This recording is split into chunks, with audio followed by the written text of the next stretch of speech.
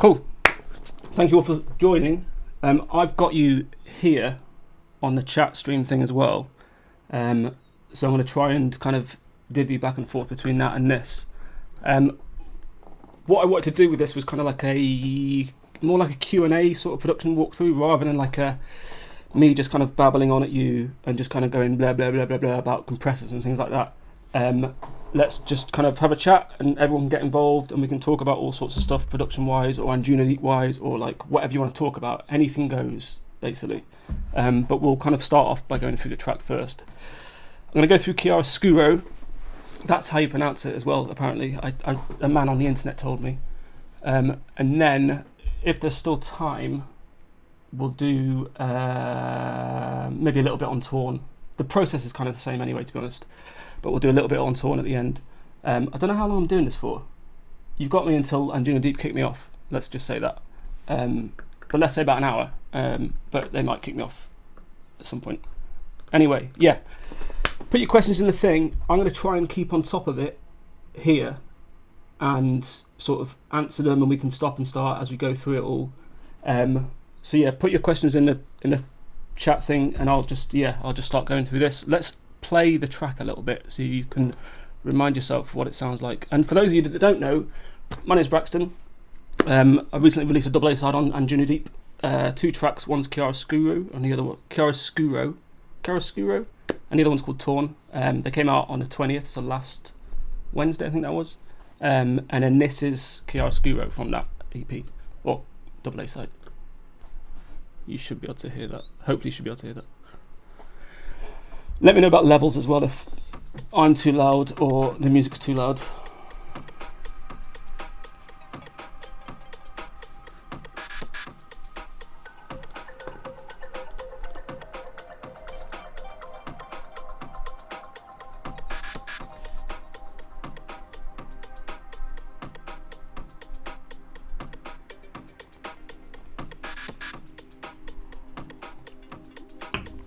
Hello, Jodie.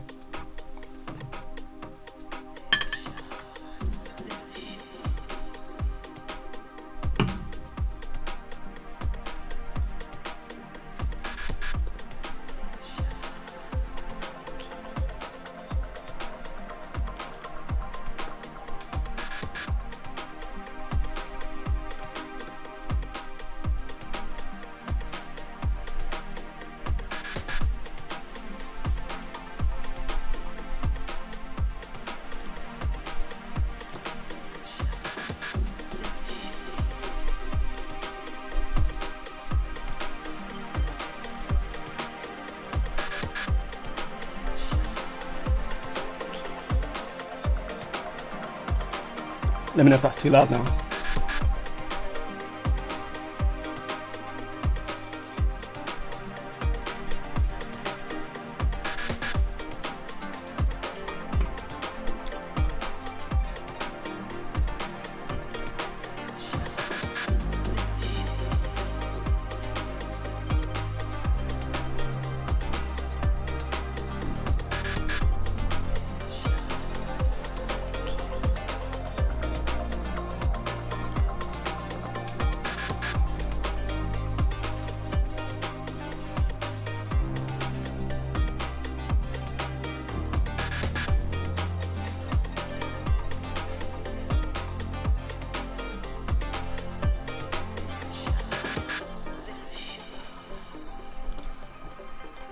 Cool, that'll do for that.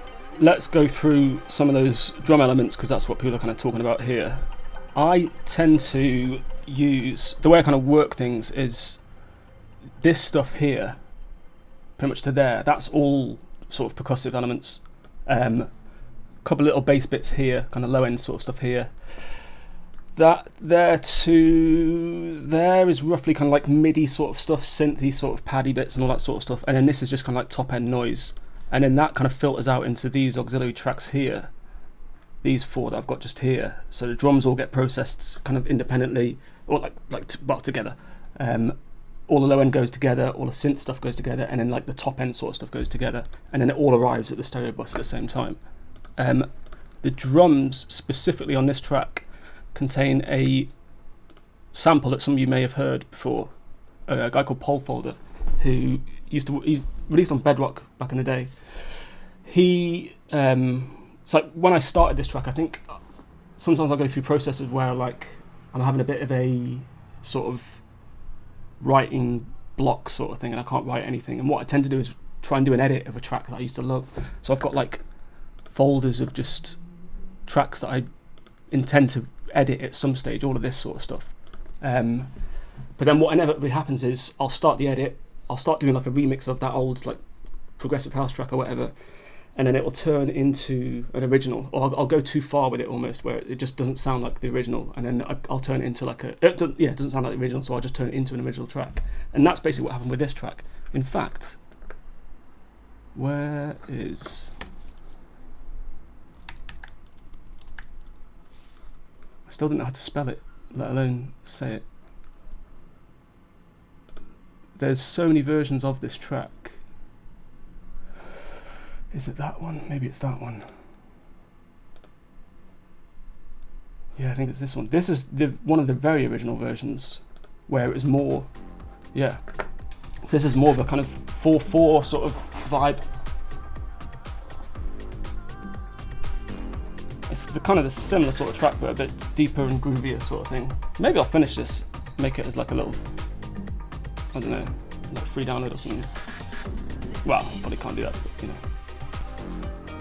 So yeah, that was what the track was originally, and then I kind of got obsessed with it a little bit and turned it into a bit more of a breaksy thing. This was back in a couple of years ago. There wasn't too many kind of like breaksy sort of tunes that were knocking about then as well. So I was like, let's bring breaks back a little bit and kind of do something with it. And then we spent quite a bit of time. So originally we thought maybe we're not going to be able to get the sample cleared. So we kind of had to go back and forth with kind of making edits and making changes and stuff. I ended up doing about 7 or 8 different versions, and then thankfully Anjunadeep were like, this works better with the original sample, let's just kind of get that cleared. And that's basically what we did. This is what the sample sounds like, and it's the bulk of the track really.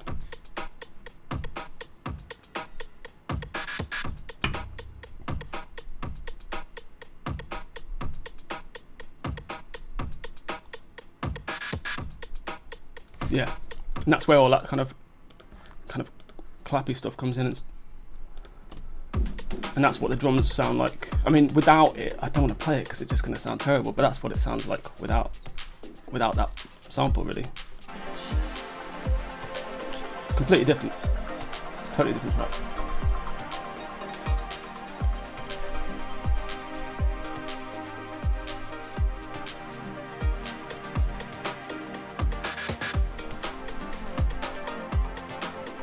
Yeah, that sample makes it basically. And luckily, I think the great thing about the whole process was I kind of reworked the track over and over and over without that sample in place, but almost like trying to emulate it almost. So in Logic you can kind of go, actually, you can probably do this in every other DAW to be honest. And I know this is Logic 9 and it's hideous, but I love it. It's the best thing Apple have ever made. I'll learn Ableton one day, I reckon. Yeah, in Logic you can kind of like separate everything into like a sampler track. So I kind of went through the process of trying to recreate all those individual percussive elements with sounds that sounded as close to them as possible. So I was going to the kind of sonic level where I was like, the kick sits right in this frequency here, so let's get a kick to sit in that same place. And we went back and forth quite a lot, sort of working on the track, getting it mixed down. Well, I'd do the mix down, would then get it mastered. The guys at Anjunadeep would sit on it for a week or two and then come back and just be like, yeah, it doesn't sound as good as this original version. And this original version, I think I made in 2018. I got it mastered by a guy that I found on a website called soundbetter.com. I don't know if any of you've used that before, but that's really handy if you want to like find engineers or like vocalists or little, like, you know, recently I got some guy to play the trumpet for me and kind of bunged him 30 quid, and he was just like, did a couple of things for me. Really good. But yeah, I got a guy to master it on there, and that's the version that exists now. That's the version that we kind of always hear. And you know, it's been through so many different versions that just kind of kept hitting a brick wall, and then we always just went back to this original one. So I was really happy that Anjunadeep kind of made that decision. It works a lot better. other percussive elements, let's just go through. I mean, this is kind of the way I arrange everything really. So you kind of have like your main sort of kicky sounds here, kind of percussive elements. Let me mute that and then you can just hear stuff. This is all like claps and things. All this green stuff is random kind of percussive elements, just random things that, yeah, soundbetter.com. So I keep forgetting that you're here. Soundbetter.com, yeah. There you go. Yeah, all these are kind of like elements just to keep things kind of interesting, keep the track moving. Without this stuff, it kind of, the drums just end up sounding a bit like a bit too much of a loop. So with this stuff, it kind of keeps things moving and shifting, and kind of things are kind of separated spatially, and there's a bit of depth added to it as well. Things are kind of pushed back in the mix and things a little bit more up front. This is all kind of hat stuff. There's quite a lot of hats in this track. I'm surprised I managed to get a fairly decent mix out of it. It's quite a lot of like, it's quite a lot of top end. I don't generally have that much. It'll be a couple of elements and maybe a little bit of panning here and there, but I've got like layer upon layer upon layer of just noises basically, so it's a bit weird. And then the bass is Diva by UHE. Uhi or UHE, I think it's Uhi, I think that's his actual name. This thing, which I use on absolutely everything, it's my favourite plugin, it's incredible, sounds great. I got the Minilog when that came out with the intention of kind of going through products and like going through tracks, and anything that I'd use Diva on, I'd like replace the pad sounds with this and replace like lead and ARP sounds and stuff, and I just haven't, because it just doesn't, it doesn't stack up to it at all. It's a great plugin. And even same with the Moog. Actually, the Moog is better. It's a Moog. But yeah, this is the bass. The thing I quite like about this track as well. Sorry if I'm rambling.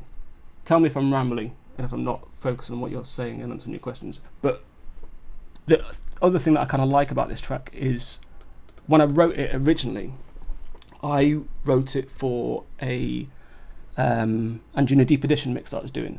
So I was like, they were like, can you do mix, what, I can't remember what number it was. And I'd had this kind of like 50% done. It was like 56% there.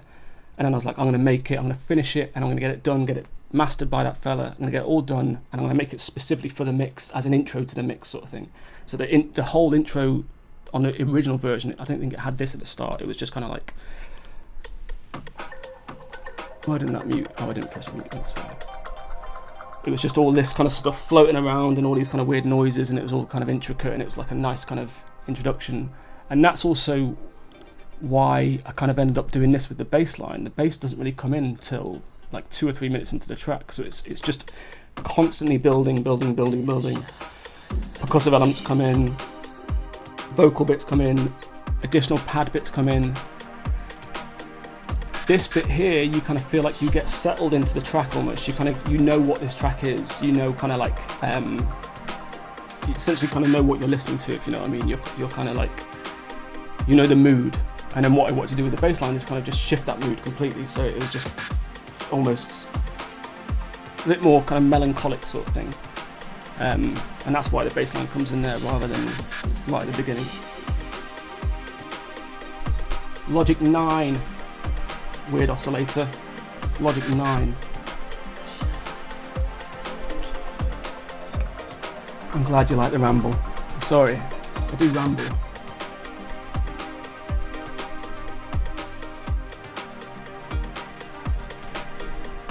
For a second, yeah, I thought, okay, yeah. Okay, yeah, nice.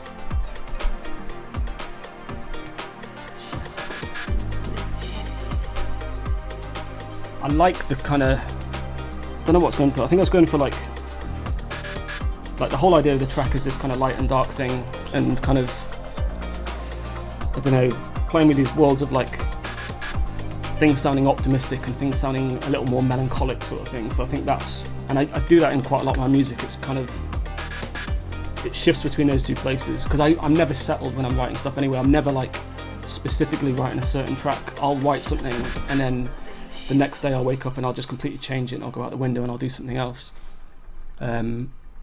I fidget quite a lot with music, so I think it was fair that this kind of reflected that fidgetiness. Morning whiskey. No, it looks like urine. It's an afternoon beer. Yeah, I haven't drunk, so I haven't had any alcohol during this whole lockdown thing. And like friends of mine have been getting absolutely hammered like every night. I don't understand it at all. And then I was like, oh, it's sunny. I'm gonna have a beer. And now I wish I drank more. Actually, I don't. That's not true. What else? What else are we saying? What's that on the bus 14 where you send the bass? That's a great question. I don't know. Let's find out together. Let's find out together. Bus 14. I think it's the delay. Yeah, it's replica delay. Replica's quite a good little delay unit. You can do quite a lot with it. You can kind of play around with stuff quite a lot with it. It's quite good at sort of space. You can put stuff into like a really specific zone with it really easily. So I've just got like obviously just cutting all the low ends. I don't want that going in there. So I'm burping because of the beer. You can do that here with the kind of low cut and stuff, but I tend to use FabFilter's Pro Q2. Actually, Pro Q2. That's how old this track was. Pro Q3's been out for like a year and a half now, or 2 years. And then the bass has got a couple of bits on it. What's that? A little bit of EQ, a bit of gain reduction. So for some reason, I don't know why, but in this track, everything is super quiet. Like really quiet. I don't know why. But I tend to not, if I start a process, I won't go back through and kind of rearrange everything unless it's too loud. I'll just be like, okay, I'll mix at that level sort of thing. And it's cool because then everything arrives on these kind of auxiliary buses and on the stereo bus quite quietly, and then you can kind of add your noise and your distortion and all that sort of stuff. Yeah, Varicomp by Native Instruments as well. I think that was in collaboration with Softtube. They made a couple of different plugins. And that's just their kind of Varimu rip-off basically. It doesn't really sound anything like it at all. It's got some nice presets. You can kind of tweak those a little bit.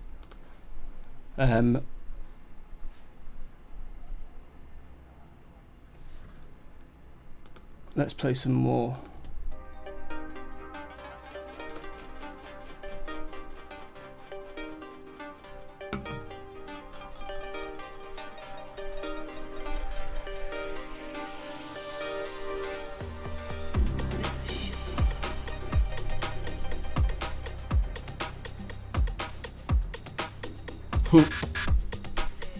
Right, let me go through some of these.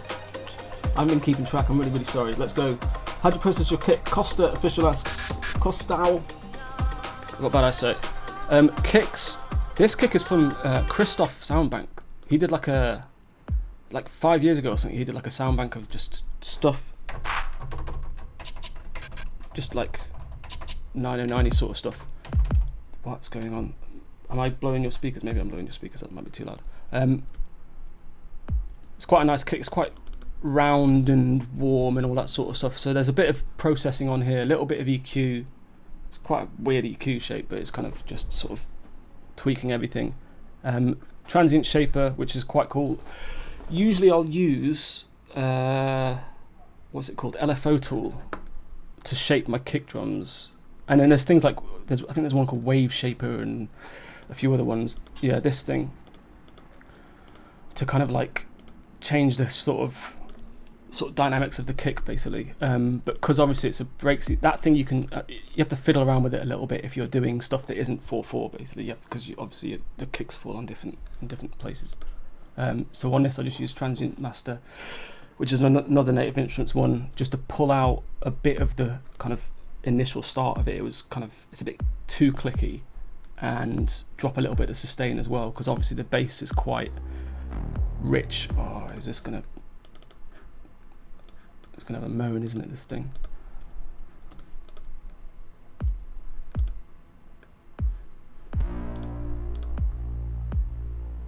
Why is that freaking out?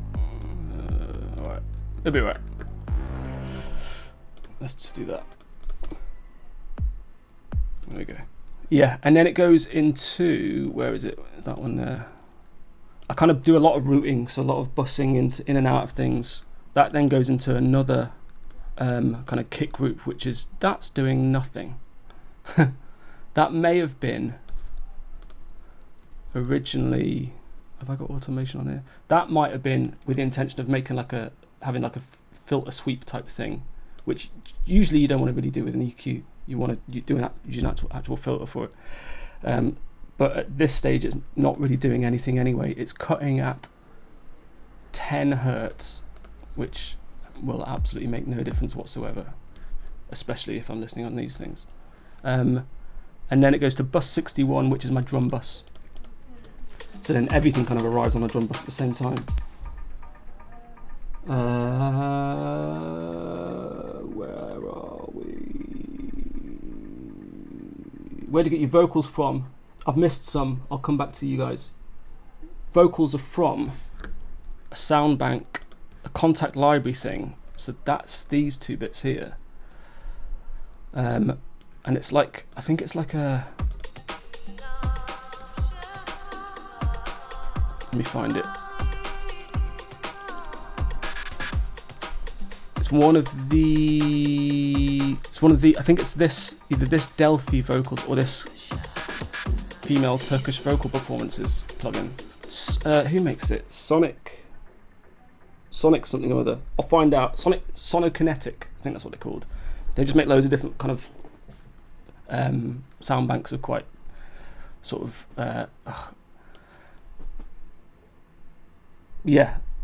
different vocals.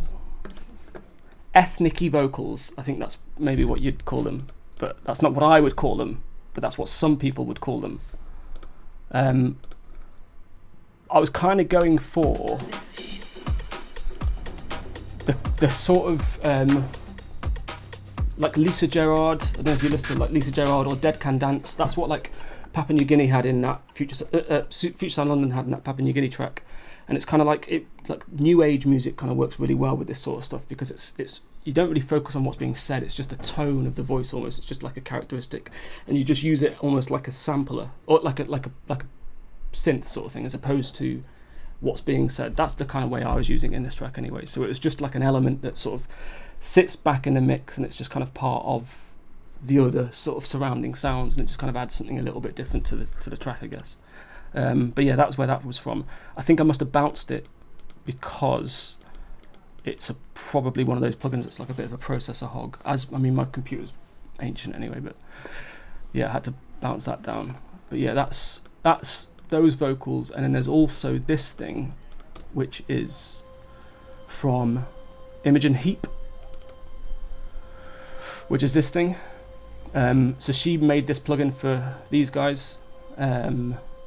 And it's just like it's just like a texture. It's just kind of like a noisy, synthy texture.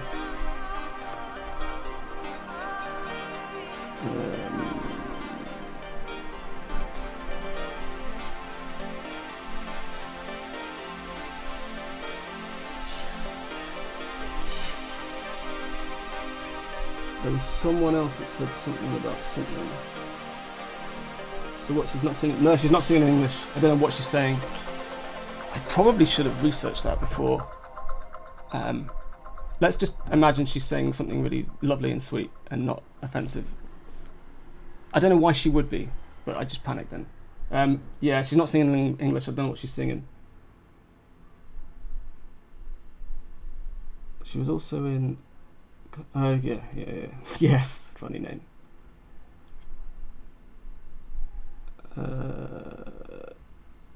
Those three kind of filtered snares at the end of the break, are they part of the loop on a separate track? I think you mean, yeah, I think that's part of this break.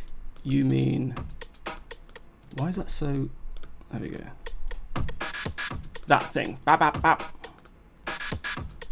I assume that's what you mean. Sever Low Tech. And that's part of that break here. And that was another, like when I was trying to, when I was trying to recreate all of that, like I was on forums, like, because James heard this on the Anjunadeep mix and was like, that's a really good track, maybe that'll be something. Actually, somebody asked me about that, about Anjunadeep 11. He was like, maybe this might be good for Anjunadeep 11. And that was just after Anjunadeep 10 had come out, so that was like, you know, it was a year.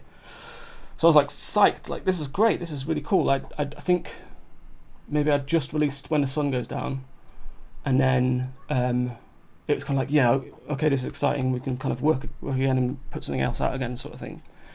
And then in that year was when I kind of went back and forth trying to like make all these edits and things like that. And one of the things that I just could never get anywhere near right was that little sound. And then I was on like old progressive house forums and things like that I used to go on, just kind of being like, oh, does anyone know where the Paul Volder sample's from? Because thinking maybe he had just got it from like a Music Mag free sample pack or something like that, and I'd be like, oh, I can use that, and then we're fine. But yeah, he didn't. He made it. I don't know how he made it. I don't know what it was. I don't know what it is. It might be one of those things as well where it's like, oh yeah, that's like this particular drum machine from like whenever, and you just press like, you know, preset 1, and it's that exact loop. So it might be one of those scenarios. Probably isn't, because that doesn't do Paul Fold any service at all. He's a really good producer. Yeah, that's kind of how that came to be. And then yeah, in terms of Anjunadeep 11, James said he really liked it. He was playing it out a little bit, I think, throughout that year as well, at kind of different shows here and there. I think somebody sent me a video. They might be on the chat now, maybe actually. But somebody sent me a video. Really very sweet gentleman sent me a video on Instagram a week or two ago of the show in Dubai, and it's like him playing this track, and it's like, oh, that's sick. That's so cool. Yeah, that was exciting. But yeah, he played it out for a little while, and then yeah, as kind of momentum grew, and it obviously ended up being on the compilation, and then we kind of worked together to kind of put Torn on there as well. Torn was another one that I'd kind of been working on for a little while, and kind of was going back and forth for quite a while as well. Let's have a look at let's listen, and then I can read.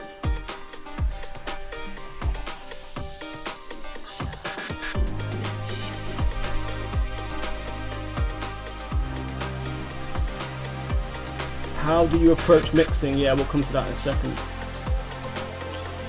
I think she's saying something deep in me. I do too, Nick Way. I think she's saying look after each other and take care of each other and smile more and be pleasant and be kind to each other.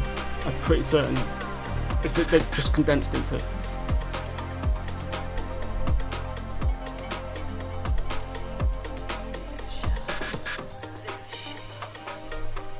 Canish ready. Is Floaty Breaks a thing already? Are you the co-founder of it? I don't know. I like that. I like Floaty Breaks. I've got a new one that I've been working on recently. But no, I'm not going to show you. It's not ready yet. It's not ready. But that is very Floaty Breaks. Mixing. So I kind of showed you at the beginning.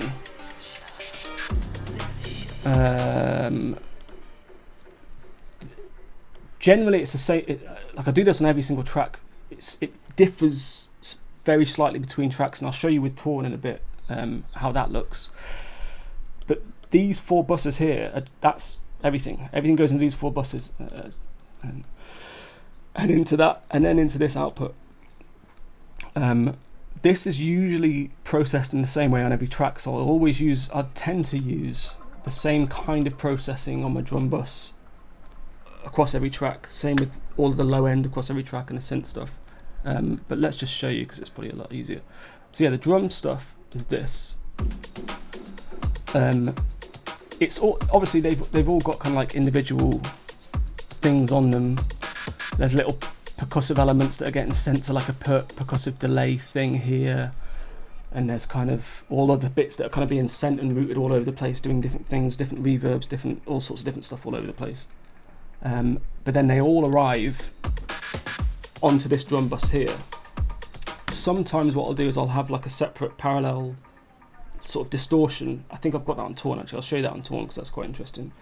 And I'll either send from the drum bus just here to that, so the entire drum track gets sort of parallel, sort of distorted, or I'll send individual elements to it and then it will all get routed back into the drum bus again. But yeah, this is the kind of main drum bus. On here I've got another UHE. Is it UHE? Do we agree UHE or UHE? Urs whatever. This guy, Satin Tape Machine, is really good. EQ, that's doing nothing. I think that's just there for visual kind of guidance, just so I can see what's going on, because there's not that many of the plugins that are as good as Pro Q3 at showing you what's going on, and you can kind of set it up so you can see if things are kind of like masking other elements as well. So if like my drums are getting too far, like if my kick's getting too far in the way of the low end and that sort of thing. And then I've got Ozone on here.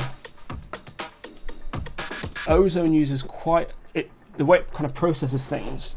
I mean, the other thing about this, actually, reason why I do this is because the way Logic, this is geeky, but the way Logic and the way Core Audio, which is what Apple Audio essentially is, the way it processes audio data means that how do I explain it?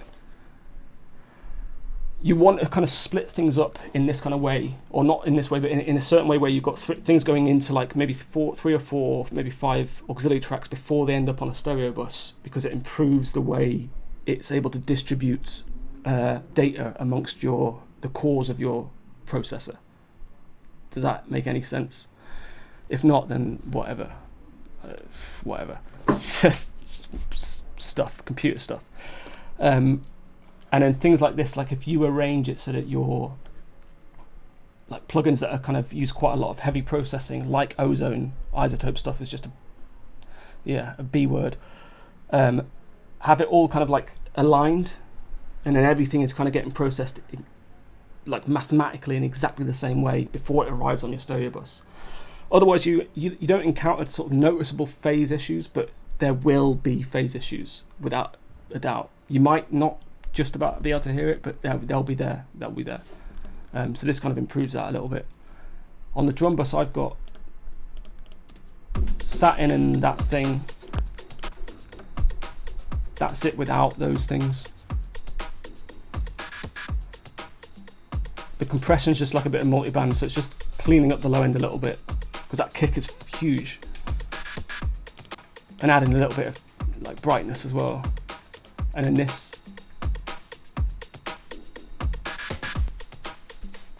that's kind of with and without, just adding a bit of tone, a bit of harmonic tone sort of thing. Let me go through these actually.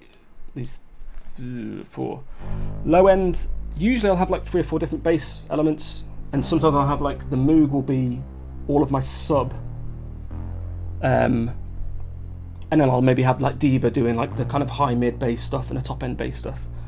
But honest, I've only got that one Diva. I didn't really need anything because there's a lot of stuff there. There's a lot of like synthy stuff, so that kind of carries the track. The bass is just there just to be a bass line, basically.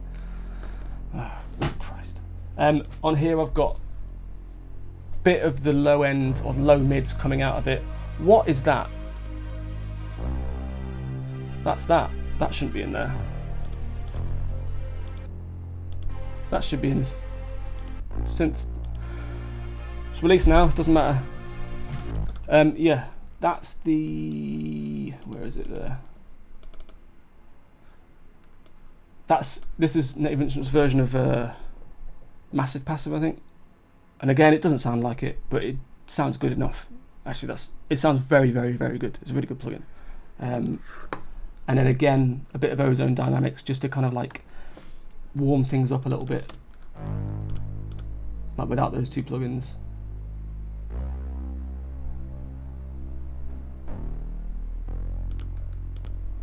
And then with them, it kind of scoops a little bit out so the kick can sit in there, and it just makes things sound a bit fuller in that kind of, specifically in that kind of core sort of low range.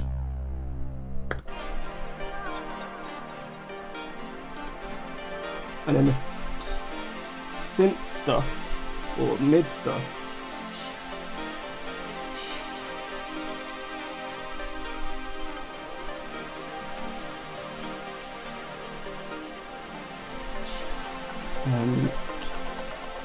yeah, let me crack on with that stuff. Synth stuff, and now I'll jump back on your questions. Synth stuff is this stuff here. I've got this from Waves which is like another emulating kind of synth. It's not really doing much. It's not really doing much at all. Yeah, it's more like just running it through that just to kind of like, they're going to have their own little sounds and things like that in there. EQ again just to see what's going on, so I can get a visual idea of what the low end and the, you know, how these things are kind of interacting with each other, I guess. And then ozone dynamics again on this track. I don't think I must have, when I made this, I must have just got ozone 8 and just been like, oh yeah, I use that on everything. Because yeah, I don't think I've used it on much since then. And then this is all the low end, this is all the kind of top end stuff. So all of these kind of crashes, and what I tend to do with sort of with this stuff, it's like noise. It's just noise. It's just noise. But what I tend to do is have things like here, like musical textured noise, as opposed to just having like some people will use like vinyl sounds. And I've used like vinyl sounds in the past, or like I'll just use this mic and stick out the window and record a bit of street sounds, just so there's some sort of like top end texture that kind of sits in the background. But I think certain tracks it works a lot better if you do stuff that's a bit more musical, like a bit more kind of tonal, and then at least you're not then worrying about like weird kind of frequencies getting in the way and all that sort of stuff. These two things are quite cool. Let me show you these two real quick.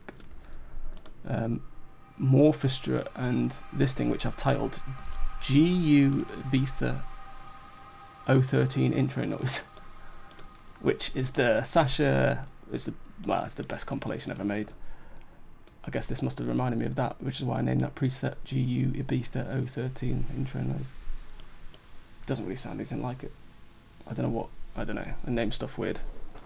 Yeah, these two are quite cool little plugins. Morphestra is quite good for just like weird soundscapey sort of stuff, and then this thing, Sonic Couture, is the same. It's just good for like just out of the ordinary, weird, noisy, tonal stuff. I used to do a lot of like sound for film, like music for film, and like adverty sort of bits and bobs like that.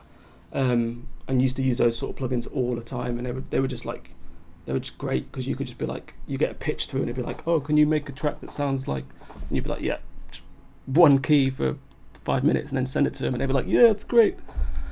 Don't do that anymore though. Crashy bits and bobs like that. There we go, there's some vinyl noise. Water crash, I don't know what that is. Maybe it sounds like water, I don't know. Jupiter noise even. Oh. And then what's this down here? Plinky delay. Usually have quite a lot of plinky stuff. So this is going to this thing. Again, this is just another layer of weird sounds, just weird stuff. This is going to H delay, and then it's automating. It's kind of automating all over the place, so it just kind of sounds a bit.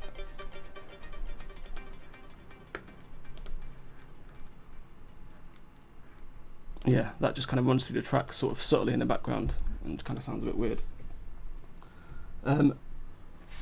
Tom 4S, you ever thought about doing private tutoring? No, I could do.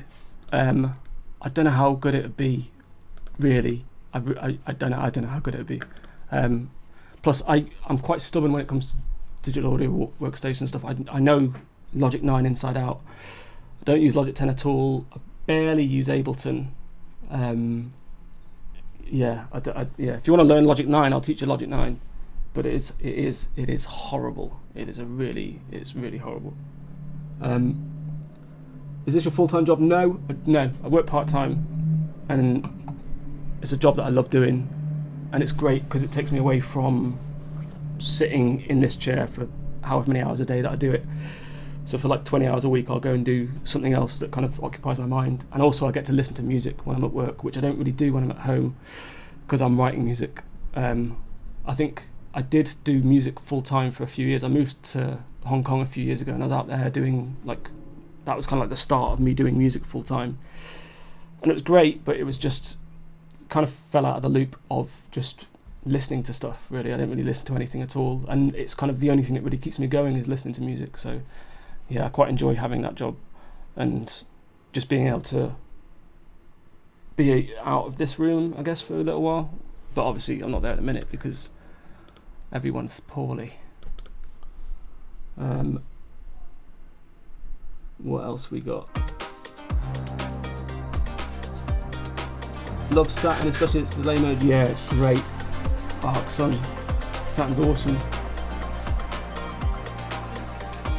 And Juna, why is this track listed as melodic house and techno instead of Braxton people? Yeah, and Juna, what's going on? Quite intense levels. What to do? Never thought of busting that. Yeah, it's yeah. That's because of it's because of logic, I guess. There's a lot of. Someone said go through the auxiliaries. There's just a lot of stuff. I'm a quite messy producer. I think that's probably why. And then I kind of get everything tidied up at this stage. So prior to this stage, it's just absolute catastrophe. There's just stuff all over the place, and things are just getting rooted all over the place. And like I'll play through a track if I haven't worked on a track for like 3 months, I'll go back to it and I'll just be like, what is going on? What is going on? When I reopened this as well, it was kind of like that sort of thing. I was like, I need to tidy this up because this is just an absolute shambles. But then, as long as everything arrives here nice and tidy and then goes on to the stereo bus nice and tidy, let's talk about stereo bus. So this is what I've got on my stereo bus. This kind of differs again from track to track, but there's certain things that kind of stay. So Presswork, another UHE plugin. They're not paying me. They sound good. Get the demos, have a listen, see what you like. I do a lot of demoing of stuff. I did that with this thing actually, this Drama thing by Softtube. Demoed it on Torn and it sounded incredible. I was like, oh my god, and then I bought it and then I've used it on stuff since and it just doesn't work at all. I don't know. It's just totally unnecessary. But yeah, that's I used it on this one as well, obviously. But yeah, start with Presswork. That's kind of like my sort of bus compressor. It's not doing a lot again with stereo bus compression. You don't want it. There's never rules, but there is rules. But yeah, you don't want it to do too much. You want it to kind of tickle a little bit and just kind of capture any kind of stray peaks and things like that here and there. You don't want it to just be like constantly sort of doing things. And then I've got a bit of multiband compression. I think when we got this mastered, I've got a feeling I had that stuff on. This L2 limiter is literally just here for the purpose of me not blowing your speakers. So this was never there. But sometimes it's a good idea to kind of like put a little bit of limiting on your track and kind of run through it just to kind of give you an idea of what it might sound like when it comes back from being mastered. Sometimes I've sent tracks off before to be mastered and bought it and it's come back and it's like, why is this? The snare is massive, like it's just overpowering everything.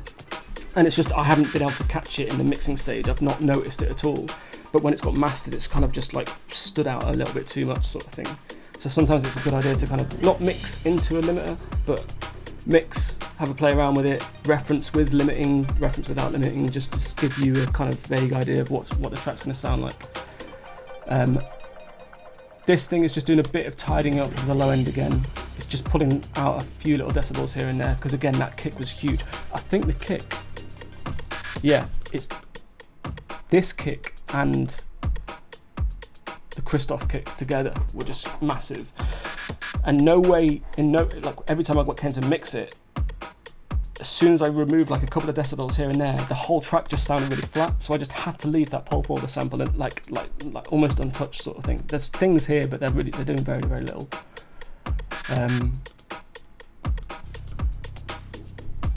Where are we? This from UAD. So this probably, it's only about a year ago I got moved to UAD setup. So this was probably added. This probably wasn't even part of the track, but I used this thing, which is quite cool, just to kind of add a bit of stereo width and like kind of bit of presence in the top end, just on the kind of sides. And then Drama, like without all that sort of stuff.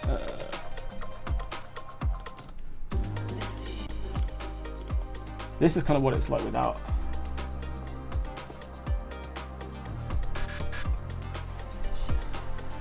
Can you show us your delay bus sends for the melody and pads? Yes, absolutely. Notice you have UAD interface. I use more, yeah, using a lot more UAD stuff now. Not a lot more, just certain things that I'll use on absolutely everything at every single stage. I'll show you in Torn real quick in a minute. And then with that stuff,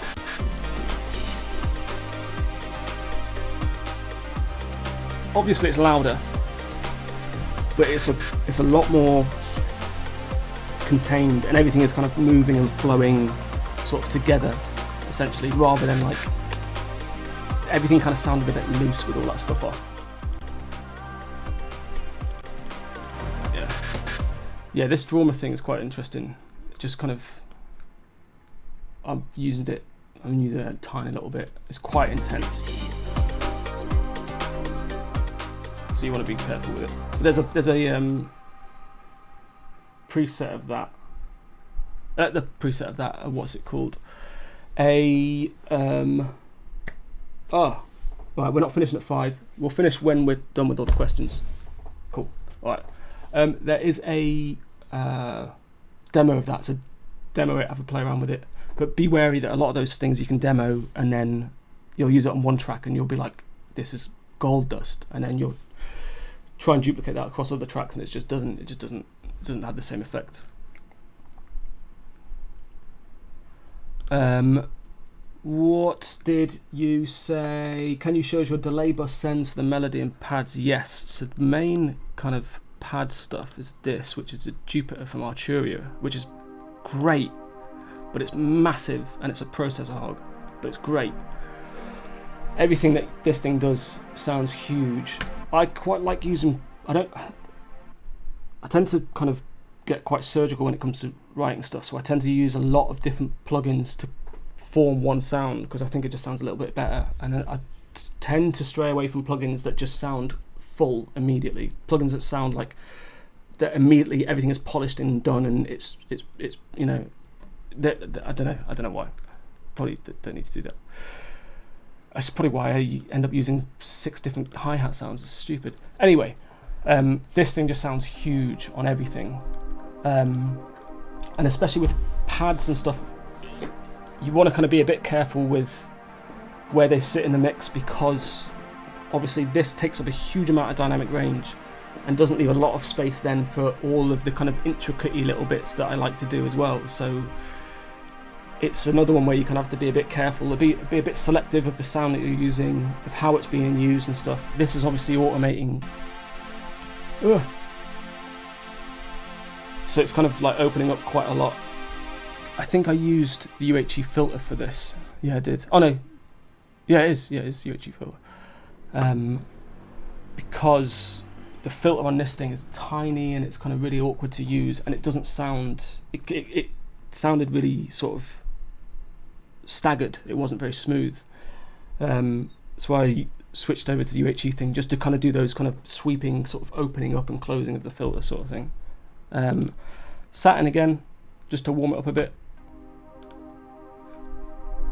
Bit of sidechain compression, so that kick is obviously going out to a separate bus somewhere.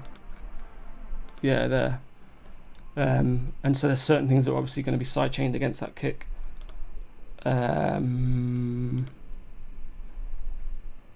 That's it for the pads. That's not getting sent out anywhere. In-house, like inbuilt effects maybe. No effect, no effect, no effect. A bit of delay. That's it. That's what I mean. Just sounds good straight away. You don't really need to do much to it at all. And again, that's just sitting underneath the track and just like, it's not massively in the foreground, because if it was, it'd just be too overpowering, and all of this sort of stuff here would get lost. So it's just kind of sitting there. But if I mute it, you can tell it's not there.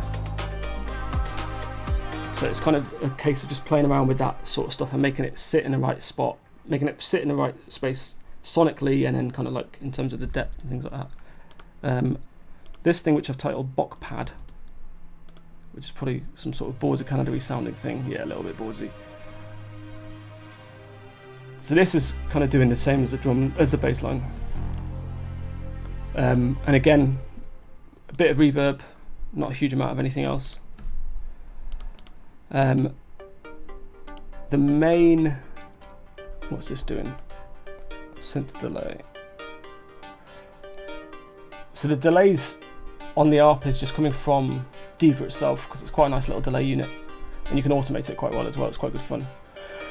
And then it's being sent to a separate delay just for these kind of buildy bits where it kind of gets really big and rich and wide and all that sort of stuff. It's a processor hog as well. It's not liking it today. It's too hot. That's what it is. And then the same with the mallet sort of sound as well. So that's doing that. And then this is kind of like the top end of that melody. And then rather than using another synth line, I kind of wanted to use something that was a bit more live. This thing actually is great. This is a Comtech instrument. Vital Series mallets. And you can kind of turn these things on and off.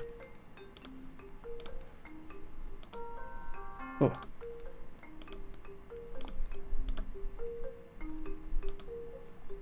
Yeah, it's cool.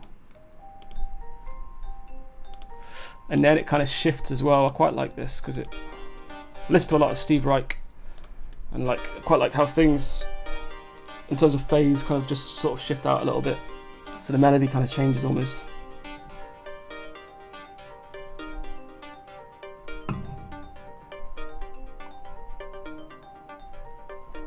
And then as that filters down, it kind of opens up the mallet sound a little bit more.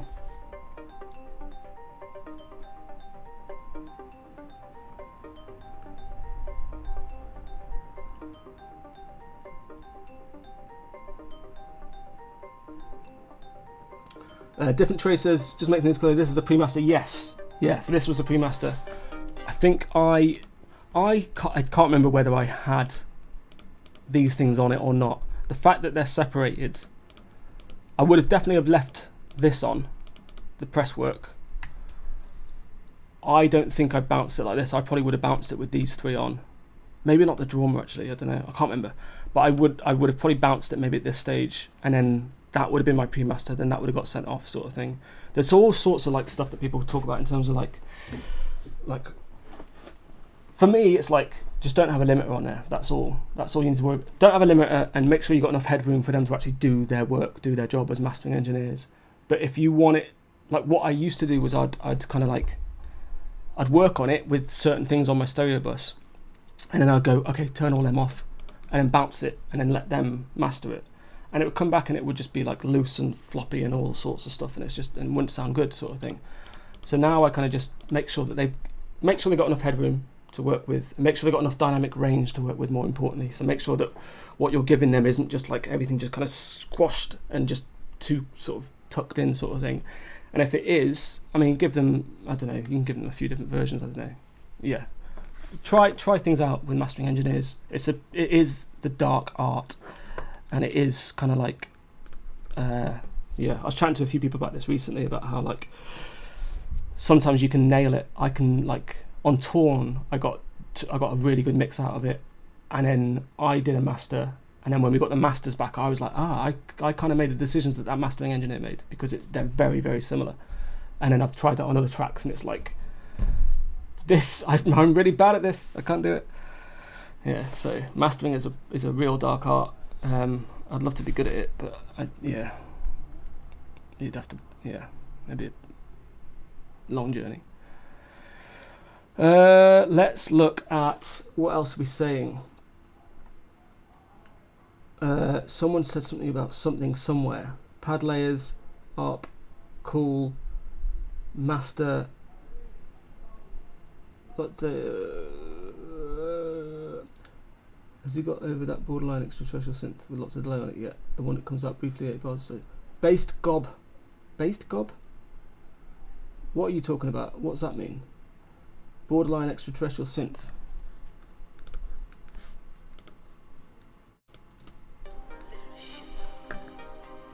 What's going on?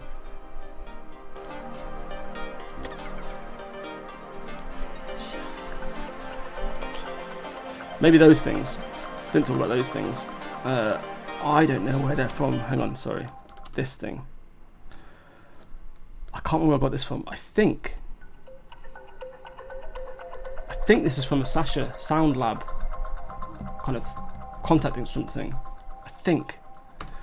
Oh, I hope it's not from something. It might be. No, it's not. It's not. I was going to say, I hope it's not from something we didn't get cleared. It's definitely not, so it's fine. This thing's quite cool. Tone boosters. It's quite good at like pushing things into in and around sort of spatially sort of thing.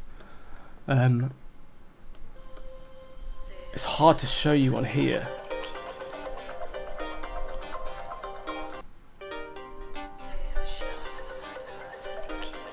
Yeah, it's hard to show you on here.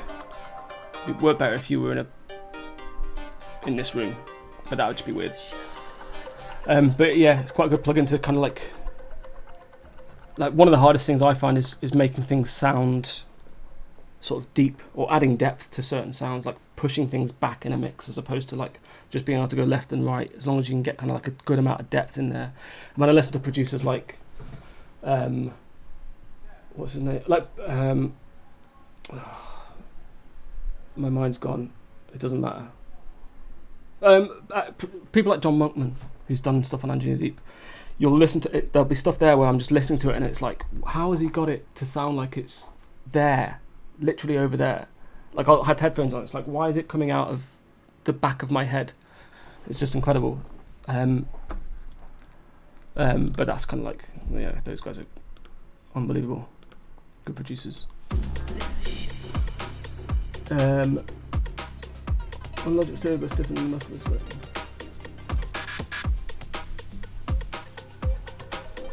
Bus. On Logic Stereo Bus is different from the Master Bus. I think you're right. Yeah, I've never ever used.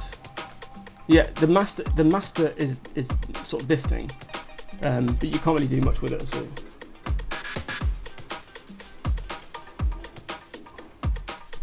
Costa official, do you care about mono compatibility? How do you deal with that? What do you mean? I don't know what you mean, sorry.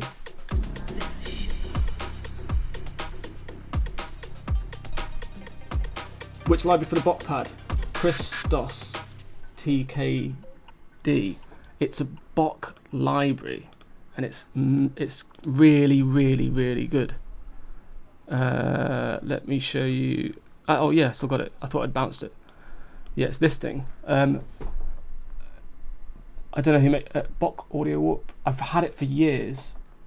I don't know how easy it is to get nowadays, because I think they just knocked it up and then the company just disappeared basically. And it's quite clunky as well to work with. But what's that? Analog land suits. But yeah, it just all sounds like Boards of Canada. Hang on. This might be a bit too loud.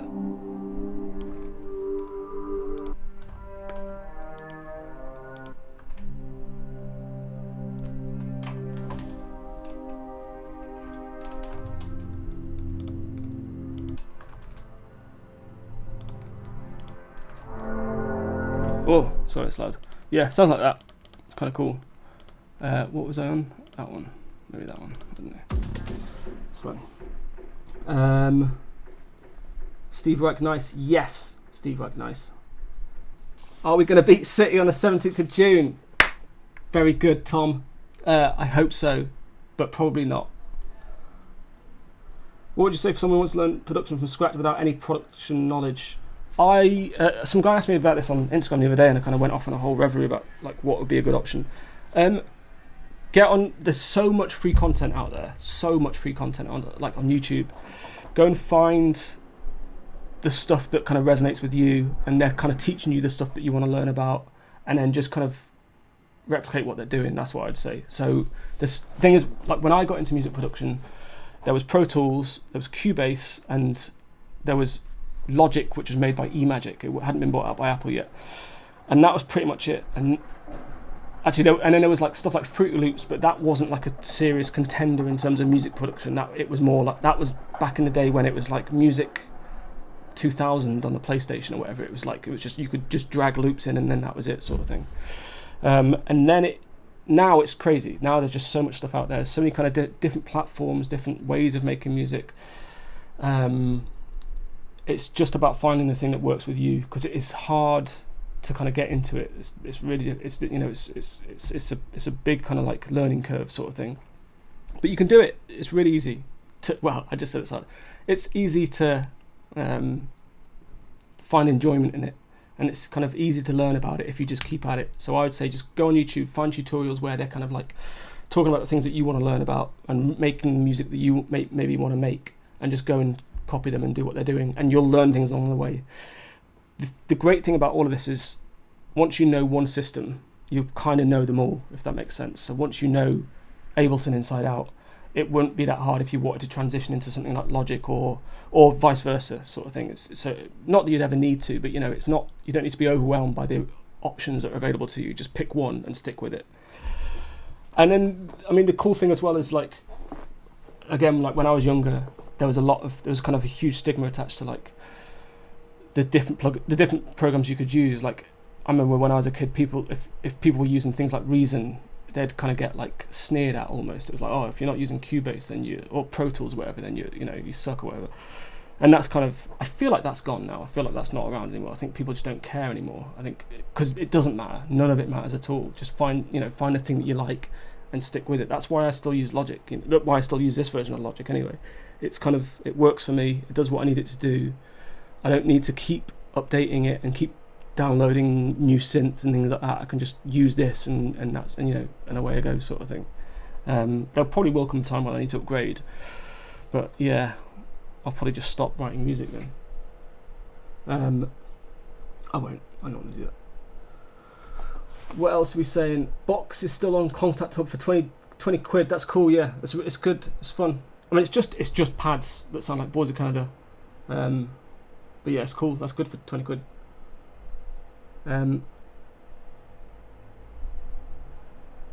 My question is, how do you make them not lose characteristics when they played in mono systems? It's a good question. Yeah. I don't mix in mono, but I do a lot of switching back and forth into mono just to kind of check on the mix sort of thing, and that's hugely important. Obviously, this is predominantly club music, so you're going to want it to sound good in a club, where a lot of the time it's going to be like a solely mono system. Excuse me. So yeah, it's kind of like you want to just make sure that you're not kind of losing all that information, but then you also want to keep it interesting so that people that want to listen to it on headphones when they're down the street are still going to be kind of interested by it. So I do a lot of kind of like switching back and forth when I'm mixing between mono and stereo, just to make sure that it can still exist in a club, if that makes sense. And I kind of push it that far, so make sure the mono kind of just, all the mono data just kind of sits right there where it needs to sit. The important stuff sits right there when it needs to sit, and then everything else can kind of float around it, sort of thing.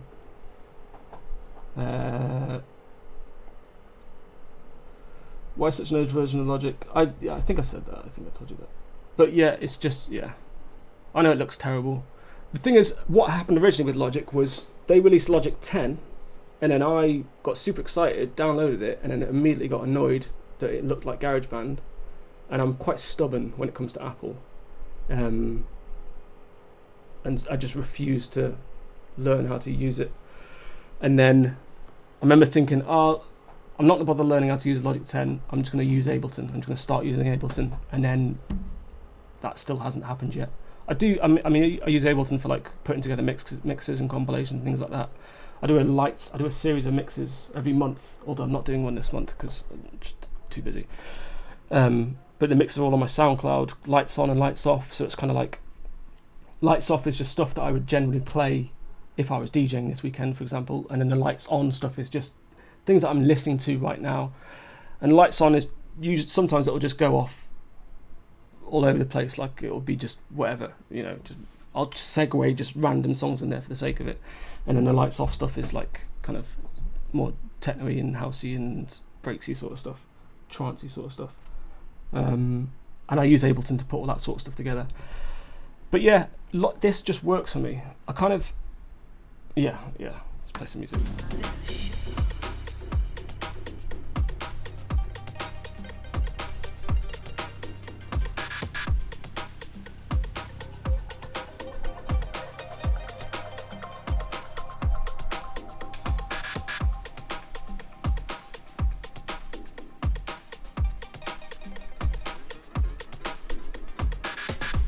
Thank you, Rail21.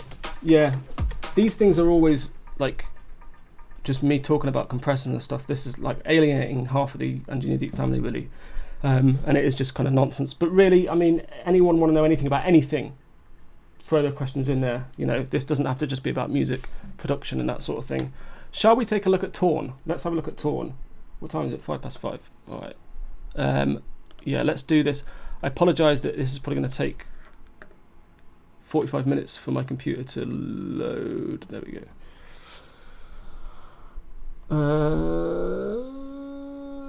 Yeah. So, checking my messages.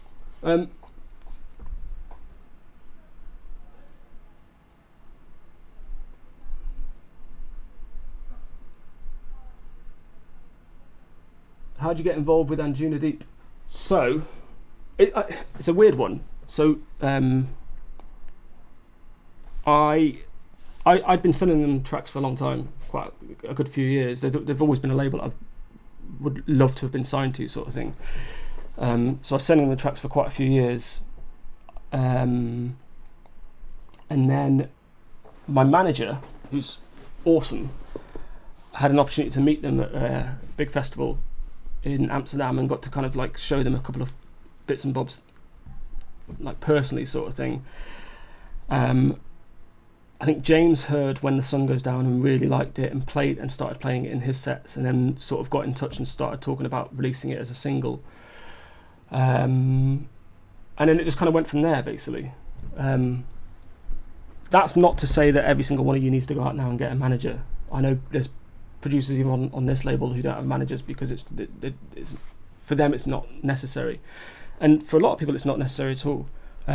But for me it was like, I used to have a manager that was kind of really supportive, really good, but kind of was pushing me down a route that I really didn't want to go down. And I released a few little bits and bobs in the past that I don't really like the sound of them, you know, and they're kind of like still stuck on YouTube and places like that. And it's just like, well, I wrote them, but they're not. It's not really me. It's not really what I wanted to do.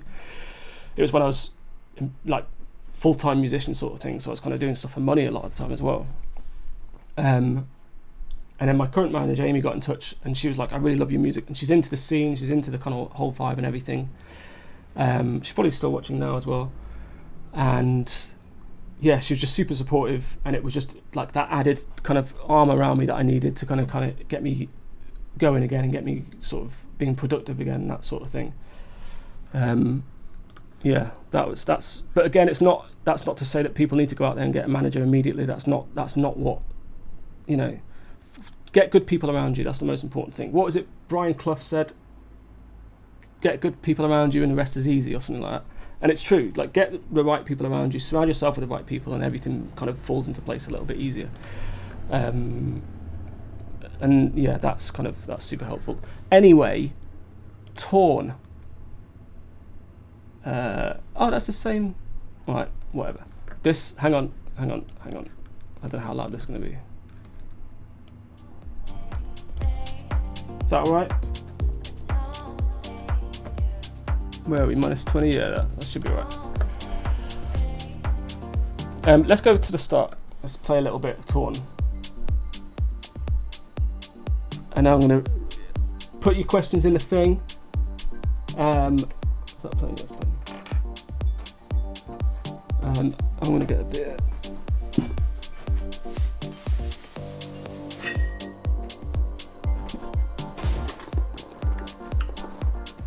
It's officially 5 o'clock.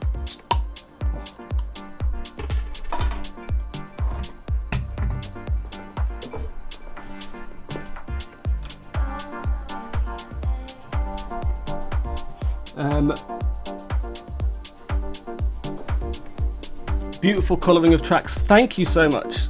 I take a lot of time. They are the colours in the colours in the new Logic are a lot nicer. I like the sort of pastel-y shades. They're a lot more pleasant to look at.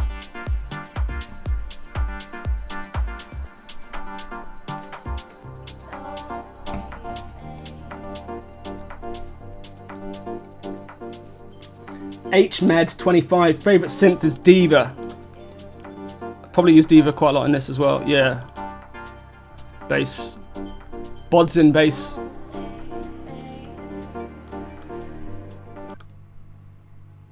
It's a bit bodsy if you do that. Oh, sounds so good. Sounds great. Let's pause that. Let's do some of this.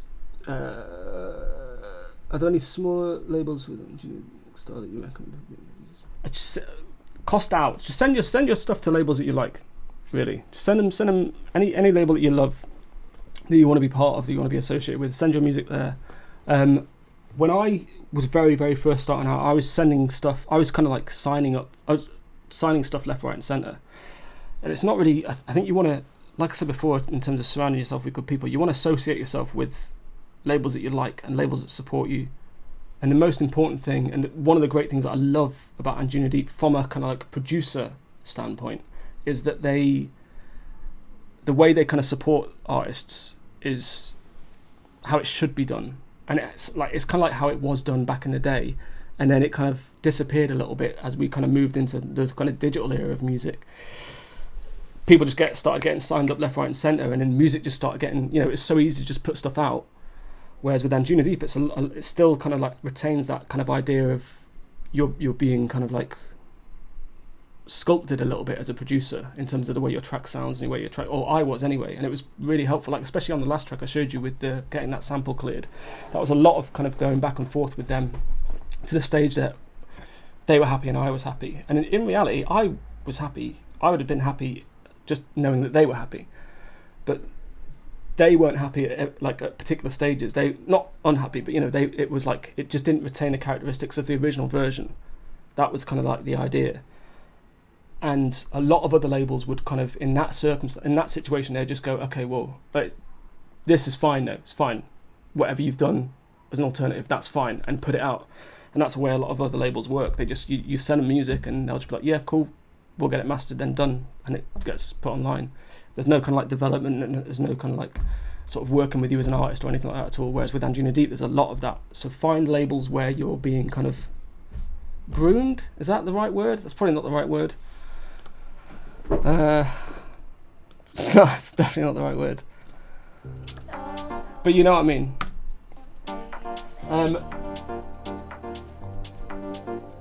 Can you talk about how you go from nothing to arranged tracks, loops, etc.? Not easily. It's not easy to talk about because I don't know how it works. I don't think about it. Like most producers don't really think about it. It's just the music tells you where it wants to go and you just take it there. That's kind of how it works for me.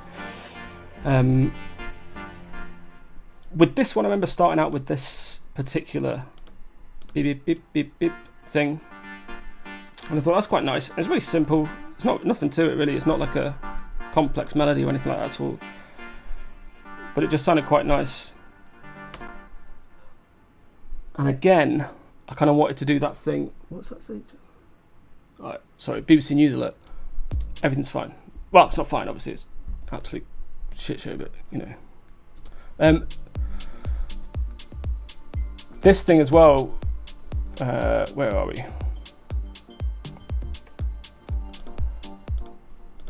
This kind of just runs through the whole track, but then again, it does that thing where the bass kind of comes in.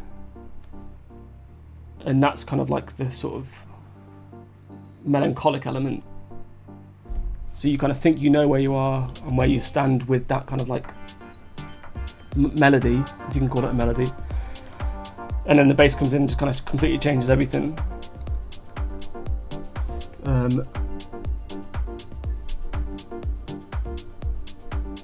Supported, yes. Rather than groomed, yes, you're right.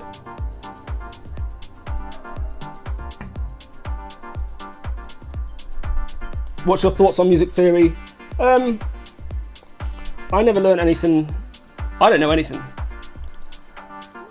I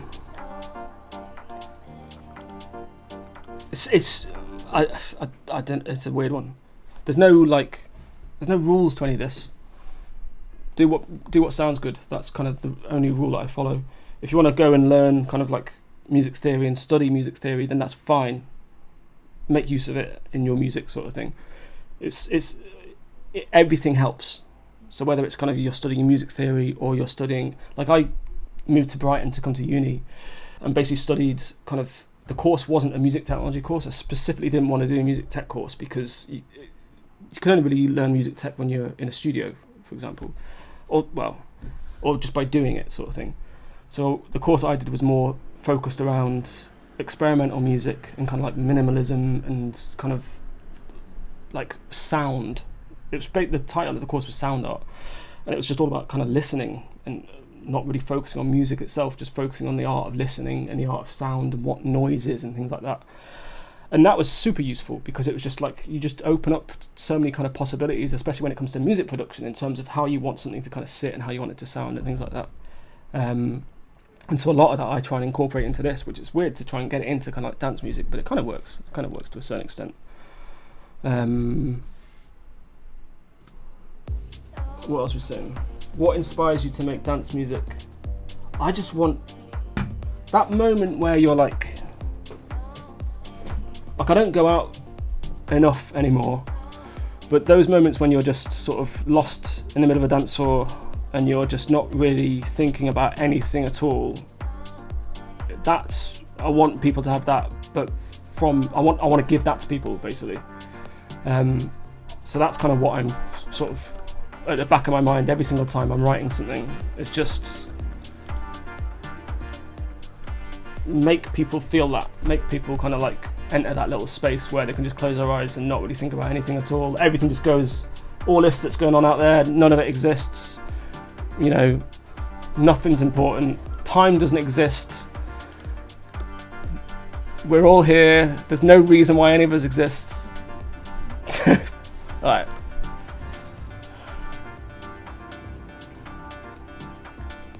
Let's get back to the track. Oh, God.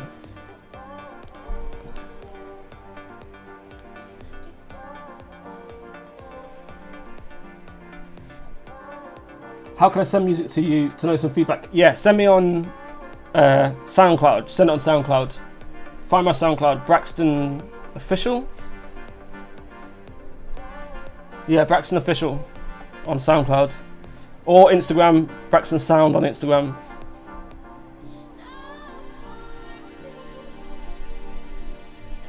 Why'd you start your session at beat 33? That's a good question. I don't know. I don't like starting at 1 because I feel like the computer has too much to kind of process prior to starting at number 1. I feel like it's going to get its knickers in a twist a little bit if I move all of this sort of stuff there. I know it kind of buffers and it goes back and it kind of buffers itself, but I like to buffer 32 bars. Where are we? Let's go back to that. There we go. Let's go back to it. If I've missed some of your questions as well, I'm sorry. Keep adding the thing and the thing.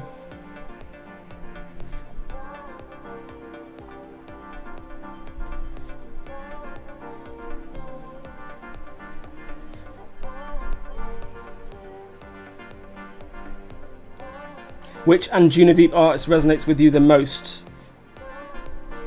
Nox Varn is killing it.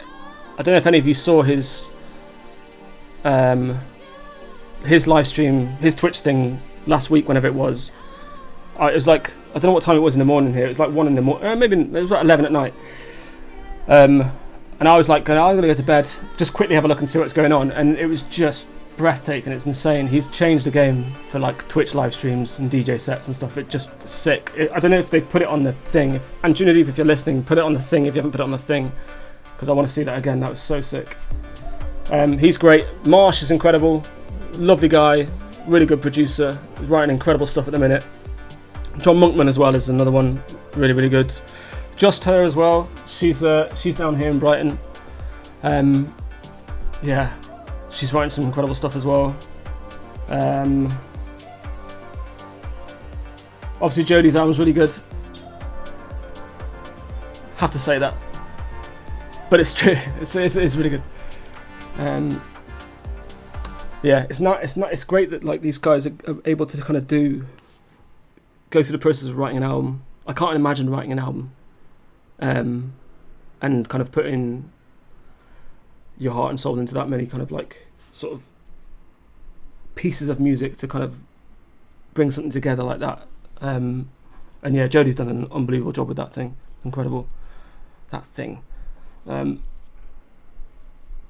Yeah. What else?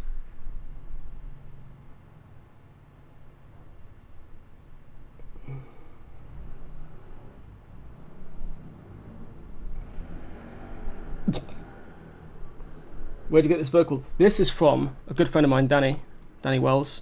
She's a really good vocalist. Her and I have worked together on a couple of tracks before. One of them I put out a track called Stronger. That's on my Spotify, I think. But I just love her tone. It works really, really, really well with the kind of stuff that I'm usually making.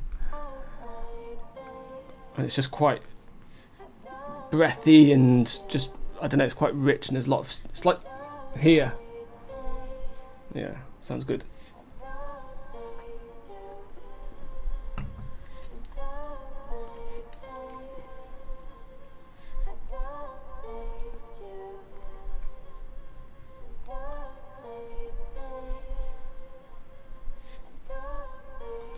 That's a good question. What's changed most about your process since writing and mixing Chiaroscuro? Loads has changed. And I think same with every producer. You're constantly trying to get better. Or that's what with me anyway. I continuously trying to write a better song than the previous song. And obviously that will kind of incorporate using new technique, not new techniques, but maybe trying different techniques and things like that. And the thing that I struggle with massively is then going back to older songs and then trying to bring them, align them with kind of like the me of now, if that makes sense.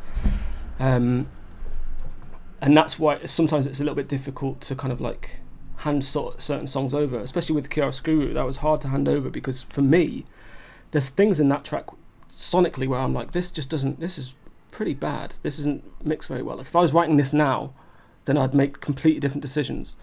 But James and Jodie and everyone, they're listening to it with fresh ears, and that's more important than anything. Is you need someone who's going to come at it from a different angle, different perspective, and not such an analytical angle, which is what you're going to be doing as a producer. You're going to be kind of like studying this and kind of making decisions based on what you feel and then what you've technically learned, sort of thing. Whereas those guys are only going to listen to things from the emotional standpoint, if that makes sense. So sometimes it's more important to kind of like relinquish some of those kind of like issues you have with the track in order to kind of sort of get it over the line, I guess. And it was, though for that track and this track, it was kind of a little bit difficult for me to just be like, yeah, okay, here it is. This is the pre-master, get it mastered. Because I was like, this is like that hi-hat's just horrible, and like this, I need to cut 3 dB here, and I need to, and it was just like, but they were just like, no, it's done, it's finished, the track's done, send it off.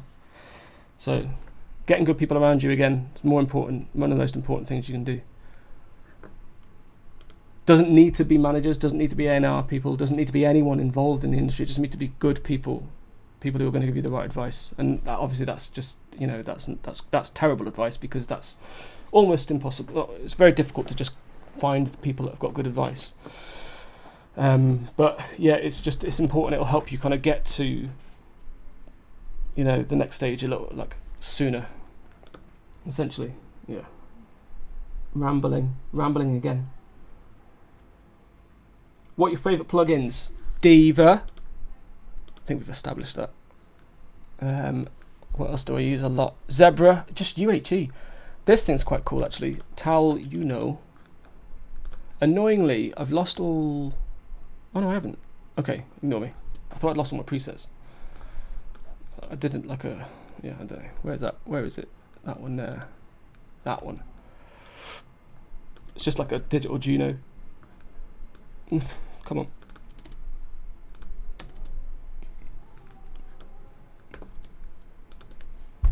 Oh my goodness, there we go. Yeah, this is quite nice. Zebra's quite cool. Actually, let me go through some of this stuff. What have we got? That's Zebra, kind of like a nice little stabby thing. That sound, I remember thinking that's just not a very nice sound.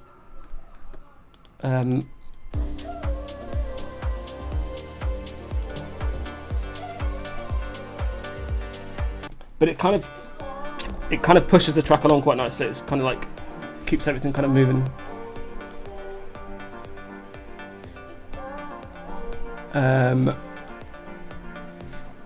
This stuff down here as well. Actually, if I show you this is interesting. All of this stuff and those bits are all like the kind of string elements, and that was kind of like, I think I remember working on this track for a while and just being like, it doesn't quite work. It's not sitting. Nothing's working. That like things aren't kind of working well together. Had the vocals in there, they were kind of sitting in there quite nicely. And then I was like, I think I was listening to, I don't know, Massive Attack or something like that. I was like, oh, maybe I'll try and play around with like some string elements and piano bits and all that sort of stuff. And then I kind of did all this sort of stuff.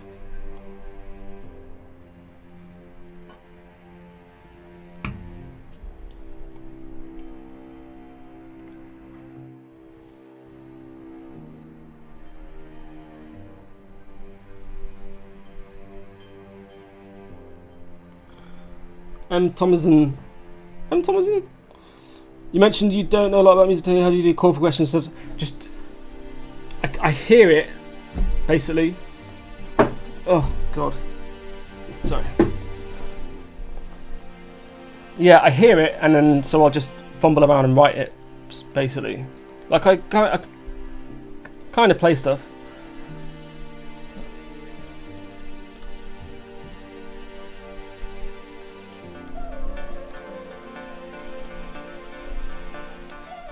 Quite nice. It's like an ambient thing.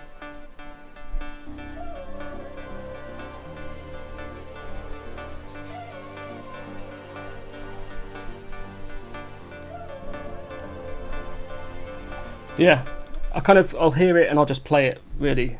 Like I don't really know what I'm doing, but it's just about getting it to a stage where it sounds good. Like I don't know technically what I'm doing, like any time ever. Check out Repro if you haven't already. Yeah, I love that. I love that play with that Oxen. I've seen that on a few people recently on Instagram. It looks good fun.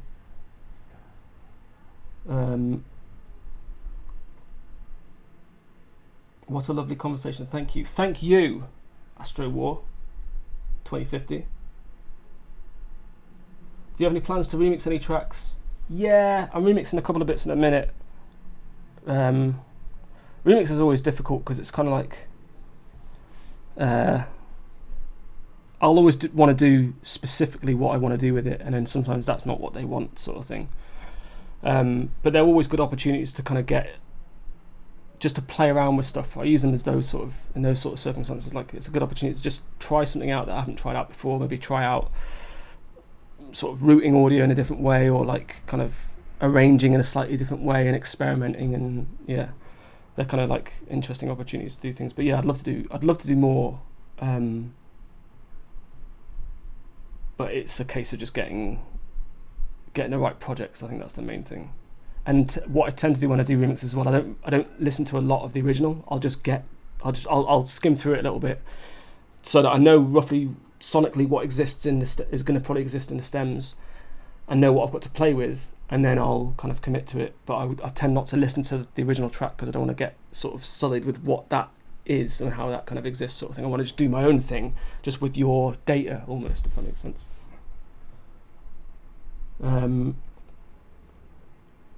11 says, EPS Illuminate, any favourite character plugins? Yeah, let's show you. So the stuff that I showed you on Chiaroscuro is exactly the same with Torn, and exactly the same on everything. So everything gets bussed out into these fellas here. In fact, well, these three. So same again. So I've got a drum bus with satin, a little bit of compression, just kind of like subtly sort of making sure nothing kind of like floats out anywhere too much. The the drum bus is also on this track being sent over here to this saturator, which is Native Instruments one. So that's the drums.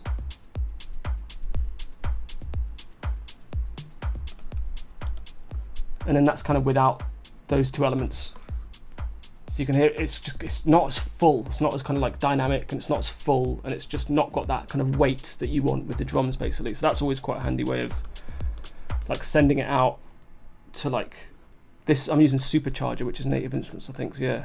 But FabFilter do one called Saturn, which I use on quite a lot of stuff. That's really good. And then I've got what is that? Not Brainworks. What are they called? Plugin Alliance. Yeah, the black box analog design is really good. This one. But it's just wild, and on a lot of the times I'll use it and it'll just be like it's just too full, it's just too big. It's not a very subtle plugin at all, but when you can use it right in the right way, it's perfect. Low end again, massive passive rip-off, same processing, just a bit of mud coming out, so a bit of the kind of like of those harmonics where it's just the bass isn't really doing anything. It's just kind of like you've got your low end here, you've got those weird kind of low mid harmonics that are kind of impacting the synth sounds or the low end of the synth sounds sort of thing, and they're not really adding anything, so you can scoop those out, maybe boost a little bit up higher, and then keep your low end like your actual low end exactly where it is. Got neutron as well. What's that doing? Bass boost, just a bit of boosting the bass. That's probably not doing anything, that's just there for analysis. Synth stuff, bit of Varimu compression again.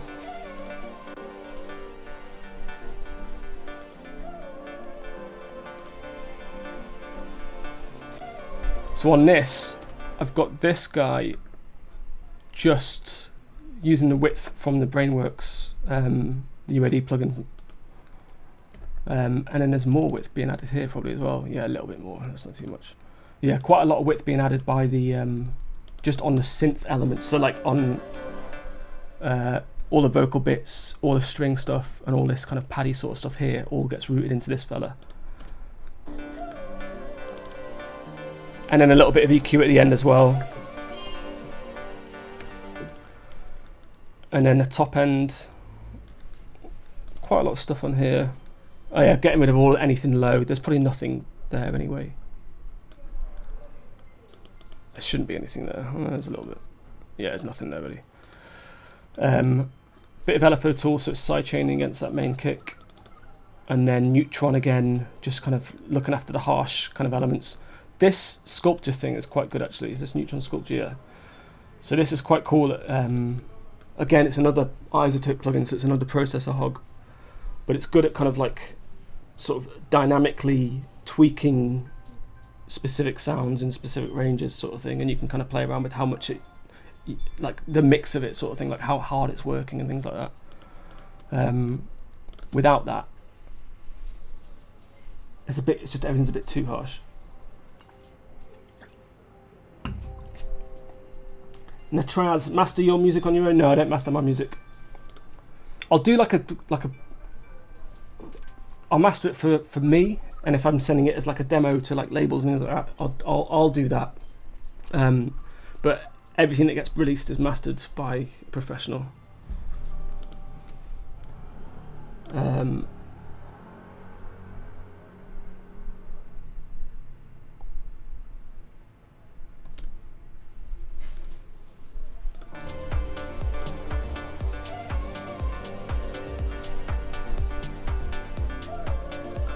What's your favourite biscuit?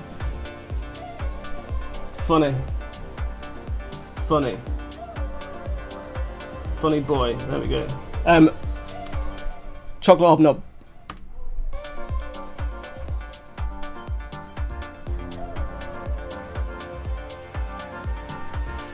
Warung Music asks, any particular settings used to ensure your sub 37 is recording directly onto your DAW?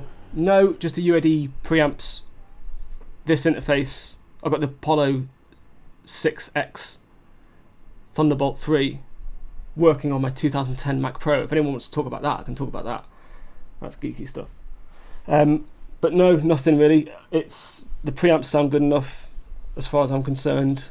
I don't get too bogged down in all that sort of stuff. Like, you can make things sound good, and the different once you get to a certain point in terms of like as a kind of producer, like I haven't been releasing music for a long time, but I've been producing music for a long time, and once you get to a certain point, you realize that you're then kind of like making decisions that are only affecting maybe 2% or 3%, and it's costing you a fortune to make those kind of incremental decisions and stuff. And it's once you get into that stage, it's all over. You're screwed. You can't really write music at all anymore because you're just too fixated on having the latest, greatest thing, like the latest plugin or the latest interface or the latest, the best preamp you can get, sort of thing. Just plug it in and make a song, and someone will like it somewhere in the world. That's basically what we're all just trying to do.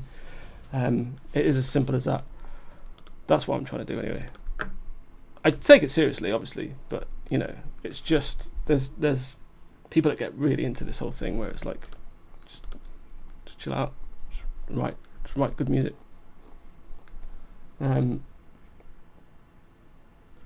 Mid bass, high bass, and low bass make the perfect bass line. Yeah. I use a lot of the sub for all my subs. It's kind of like I've started using it for kicks recently. Actually, that was quite good fun. Like low end of kicks. So on this track, I think I've just got a single kick sound. Where is it? That one, which is probably from. I think I renamed this because I didn't want to tell you where it was from. I probably sampled this from another record. That's a good way to get kicks, actually. Just go through Spotify or whatever, find an artist you like. 9 times out of 10 on the extended version, it'll just be a kick intro, and you'll be like, oh, I'll have that, and have that little kick. It's a nice kick sound.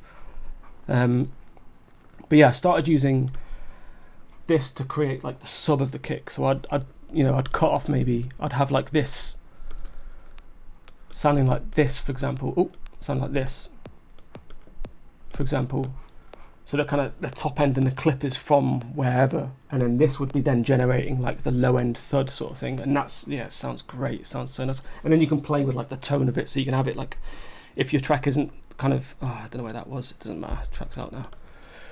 I don't know what that was. Probably doing something important, but it doesn't matter. Yeah, in this track in particular, the bass line is quite heavy and kind of goes throughout the entire thing almost. So obviously I don't want a kick that's got quite a long tail. I want quite a short, stabby little thing that's going on. What else have we got in here that's interesting? This is a good synth, actually. Whoever it was like, what are your favourite synths? Lush 101 is who make it? D16. That's it. It's their version of the Roland SH101, and it sounds great. And again, I mean, there's some nice little boutique SH, like Behringer have got one out now, and someone else has made their own little, maybe it's Roland, made a little SH101 thing, and it looks cool, but I don't know, I'm not a big hardware fan. I've got this, I've got a reverb unit that I got just for lols. Yeah, that's about it.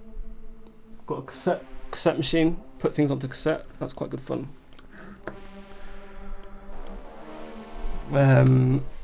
What else have we got? What's the vocalist? Vocalist is a good friend of mine, a girl called Danny Wells. Any tips on collabs with vocalists? How does it? So I collab. Different Trey asks any tips on collaborations with vocalists. I tend to. I'm terrible in terms of collaborating. Anyway, like I can't unless I'm in here, and I've got all my stuff, and I've got everything's in its place, and I can sit here and I can do it, and I can put my headphones on, and I can shut everything out. That's kind of the only way that I'm able to write music. I temporarily had like a studio for about 6 months, and it was just a nightmare. I couldn't get my head around it. I've got friends who do that, and like they'll get up in the morning, have their coffee, and then they go to their studio, like get on a train or whatever, go to the studio, or not a train, but it's not whatever. And it works for them. I can't do anything like that at all. I'm like really specific in the way that I work. So in terms of collaborating with people, I tend to have to just kind of go, here's the track, and send it to them. You do what you want, and then send it back to me, and we'll then begin the collaboration and see what they come back with. And with this track with Danny, I think that's exactly how it went. It was kind of like, I had maybe like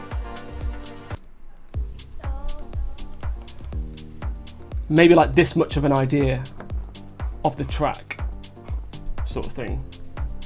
And then I sent it to her, and then she worked out a couple of different lines and a couple of different bits and bobs and stuff. And I remember when we worked on it, we were both kind of emotionally in very different places. She was writing from a really different perspective to where she is now, sort of thing. It was kind of a year or two ago. And so it's quite weird when we started going through the process of like rehashing this track. It was kind of like, oh, I remember those times. That was kind of weird. That was a weird part of my life. So it's kind of like, I don't know, it's quite nice. It was quite therapeutic to kind of go through and be reminded of where you were, sort of thing. But yeah, she kind of worked on it. She tried a few things out, sent it back to me. I tweaked and changed and kind of chopped and rearranged and did little bits and bobs, and then sent that back to her as like a version for her to kind of sing on, if that makes sense. So it's like, do what you did, but in the way that I did it, if that makes sense. And then she kind of did a few versions of that, and it was kind of quite a lot of back and forth like that, sort of thing. That way works really well for me. That's kind of like the way I'd like to work with vocalists. I don't want to go to a studio and sit there and be then responsible for kind of like being creative and writing music there, and then my body can't do it. But purposely, my body just goes, no, I'm not going to be creative, and my brain just doesn't engage and doesn't get into gear, doesn't do anything at all. Have to be in this kind of zone, in this sort of space, in this kind of mindset to sort of create. But it's fine. That's, people in the world that work like that. That's the way things are, I guess. Thank you for doing this. Thank you for coming. Could you show or talk about your approach to layering the bass? We're slightly confused by sub bass versus other bass versus. Yes, absolutely. Sorry if I missed all your thingy. So, in this track specifically, there's only that one bass bit. Realistically, there's this bit at the end. Foundry bass. What's that doing? Alright, so that's just an additional kind of like sort of mid-range and upper range bass bit just for that ending, essentially. But on this track, there's only that one bass line there. What is that? That's not on. That was probably on. That must have been on. That would have been on. I don't know why it's bypassed. This is quite a cool tool, actually. So this kind of adds your sub-elements. So that's what the bass sounds like without it. I don't know how quiet that is for everyone. Sorry, hang on. That's the bass without it. And then that's with it. For a lot of you, you're not going to notice the difference because you might have like these sort of in-ears in, like me, sort of thing. You might not notice the difference. But that's kind of what I mean about sort of bass lines and sub sounds and things like that. What I usually do is I'll do that, but with synths. I'll do what I've just showed you, but I'll do it with synths. So the bass line will have two elements to it. So it'll be like this, for example, will be this range of bass sound. And I'll kind of cut off all the low end, and it will just be like this kind of top end. And that's where I'll have like the effects, like the delays and reverbs, and it'll be sent to different delays and reverbs, and it'll be doing all sorts of stuff. And it'll just be from maybe like this range, maybe from like 200 hertz up, sort of thing. And then anything below that is done by this. So it's just duplicated, and it's just done by the Moog. And then the opposite effect takes into place. So the Moog bassline kind of EQ will look a bit like this, for example. And it's just those two things being kind of melded together, sort of thing, to kind of sound a bit sort of richer. This, in terms of low ends, just sounds much richer, and there's much nicer kind of harmonic content and all that sort of stuff in comparison to kind of like digital synth and things like that. I've done that again, haven't I? Messed it all up. But yeah, that's kind of what I mean with bass. So I do that with bass lines, and also do that with kick sounds as well. So anything that's kind of low end and like is integral in terms of dance music, so bass lines and kick sounds, you kind of want to, well, I want to tweak those a little bit more independently rather than just rely on one kick sound and one bass sound to kind of accompany the entire of the kind of low end spectrum sort of thing. I want to have a bit more control over what those things are doing. And then if you duplicate those sort of things, so if I was to do that with the kick, for example, I could then say, okay, well, the top end of the kick has a bit of reverb attached to it, for example, so then the kick sounds a bit fuller and a bit bigger, but it's not like the low end is going to the kick at all, it's going to the reverb, sorry, it's just the top end that's going there to kind of add that kind of extra dynamic sort of thing. I'm going to play this from here.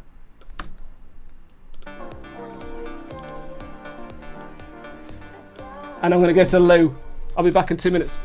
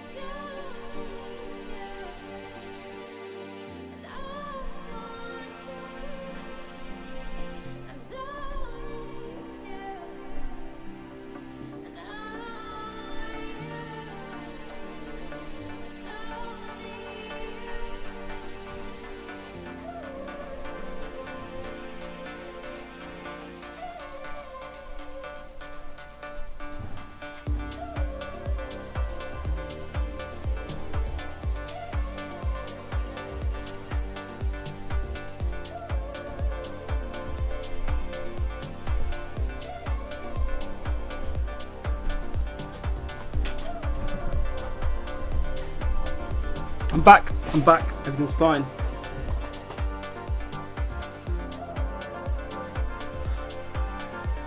Oh yeah, I'm doing this with these because I was playing around with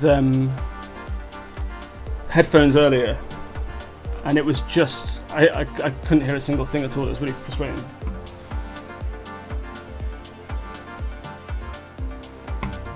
Alright.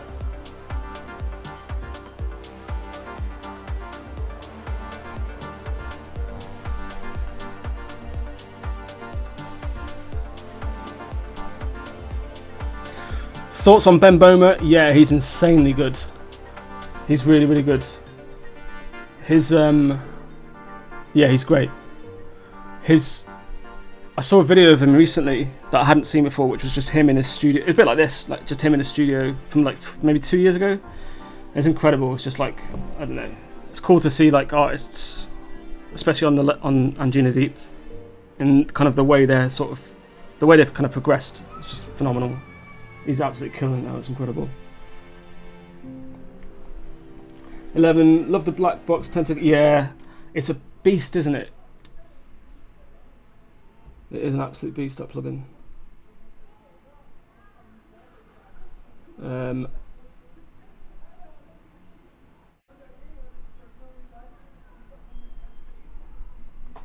Mastering is something that can be learnt. No, yeah, it absolutely can. Audio Brick says mastering is something that can be learnt. It can. I think it's just, if you were to learn to master, I think you'd probably want to learn with music other than your own. Like if you want to learn to the stage where you are like a competent mastering engineer, you want to take your entire emotional kind of sort of aspect out of the equation and just master other people's music where there's no kind of like link, essentially. Every time I've tried to master my own music, it's just, or every time I've tried to learn to master by using my own music, it's just you get too kind of like caught up in sort of your song. Essentially, I get to the stage where I'm like, I just need to change all of that. I don't like. I'll be going through that kind of roller coaster that producers kind of go through when you're writing music, which is you go through stages of like loving it and then you hate it and then you think it's terrible and then you kind of like enjoy it again and you hate it again and then you kind of and like if you're trying to learn something whilst deal with that roller coaster, it's going to make it twice as hard, sort of thing. So if you're to learn, I'd say learn with other people's music, maybe.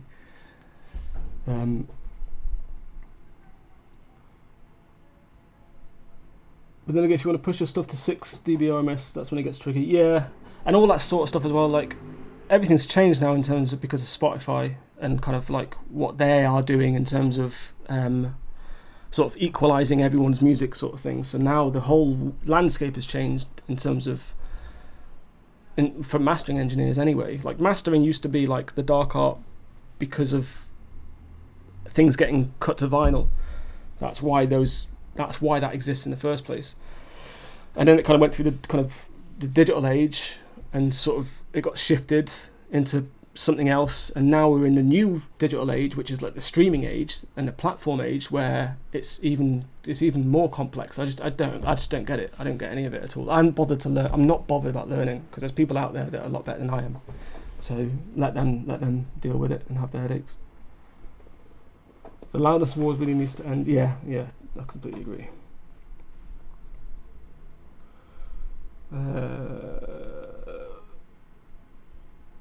Do you ever record guitar in your tracks? No,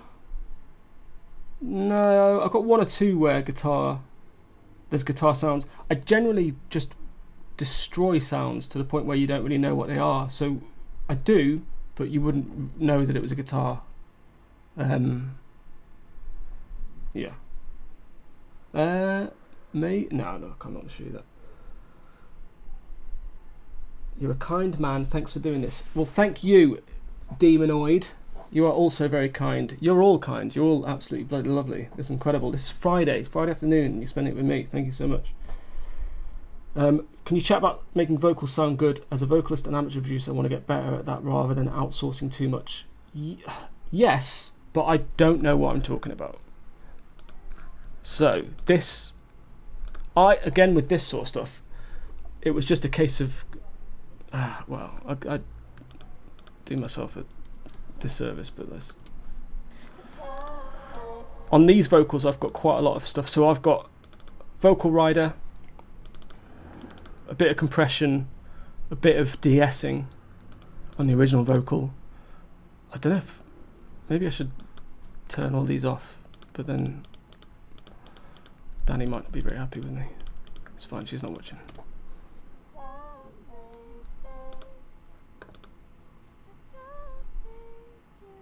So yeah, that's the original vocal. I think she recorded it on not a very good setup. I think there was always the intention to go back and re-record all these vocals with like in a booth and everything, all that sort of stuff. And again, it just didn't need to be done. It sounded fine. I've got a friend who wrote a very, very successful song, and he wrote a piano on it. And that song ended up being reproduced. And apparently they tried to recreate the piano sound over and over with like Steinways and all these kind of like ridiculously expensive in like some hotshot studio in LA sort of thing, and could never catch the thing that he had recorded, which was just done in his little sort of tiny little studio. I think he was hungover, just like playing these kind of chords and stuff. And like there's an element of that in everything, in terms of like there's something you're going to capture in that very, very first version of something where it's completely fresh and it's original and it's new to you, and you're going to do something interesting with it. And no matter how much you try and recreate that, you're not going to be able to recreate it. No matter how much, how well it's produced or how technically perfect it is in terms of its production, you might not ever be able to recreate that thing, that gold dust that it had when you first wrote it or when you first sang it or whatever.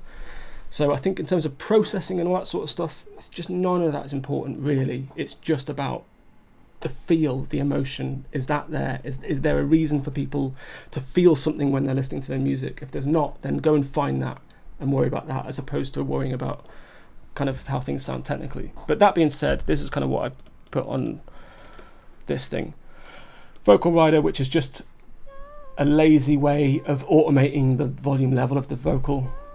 Yeah, so plugin that does that basically. It just kind of just goes all the way through, sort of thing. I mean, it does all the way through. Bit of that's quite a sharp EQ, curve. Just cutting out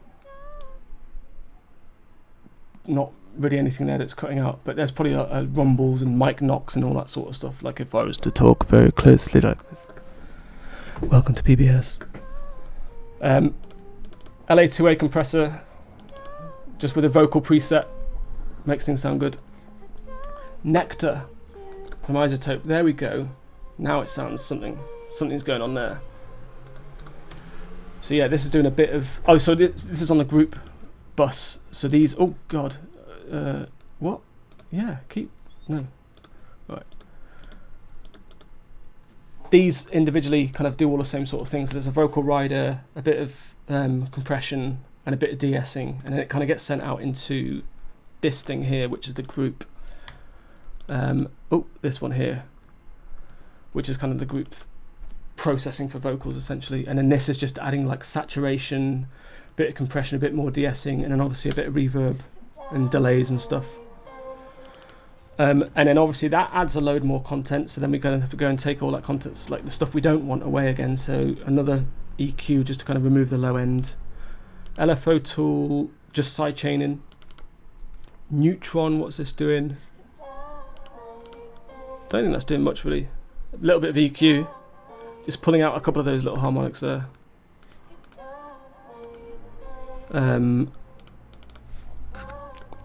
UAD just to add a little bit of width. Actually, no width. That doesn't have the width on it. A bit more EQ, a bit more presence. And a neutron again, which is not doing anything. Oh, okay, yeah. Controlling the vocal a little bit more after I've run it through that bevy of plugins. Probably doesn't need a lot of that stuff. I can't remember what your question was. It's something to do with the vocals. How do you process vocals? I hope that's what your question was.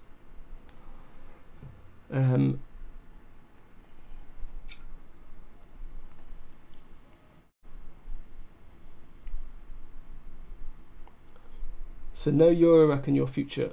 Probably will get something like that. But just for fun, you know, just to keep things interesting. Oh yeah, that was your question. Making vocals sound good. Yeah, like I said, the sentiment is the most important thing.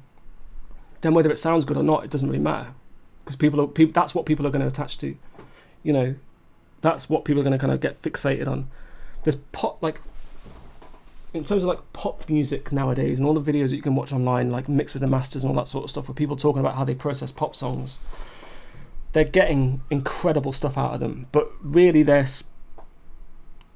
starting from in my opinion, material that's already quite sort of, it's just contrived. Like, I'm not saying pop music is all. I'm not saying that's not what I'm saying. There's some great pop music out there, but a lot of the time you're not. There's not really any kind of like anything important in the sentiment that's being said. It's just a pop song. It's just like it's just a lyric about whatever. It doesn't really matter.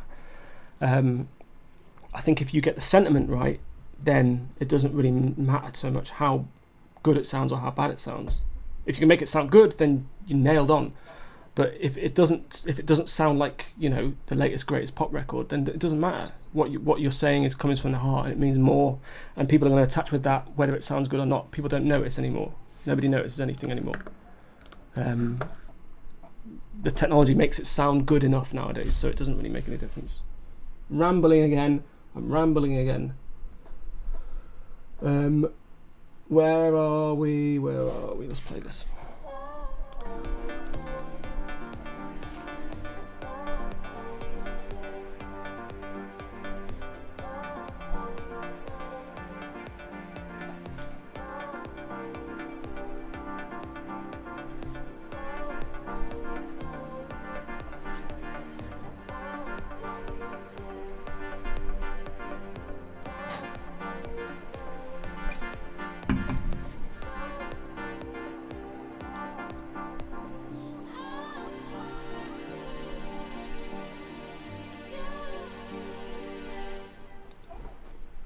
Fingular 911 says, as a new producer using Ableton Live Suite, what are your thoughts on adding third-party plugins after watching other producers use them? When I don't even know. Oh, okay. I don't even know native. Yeah. Okay. Yeah.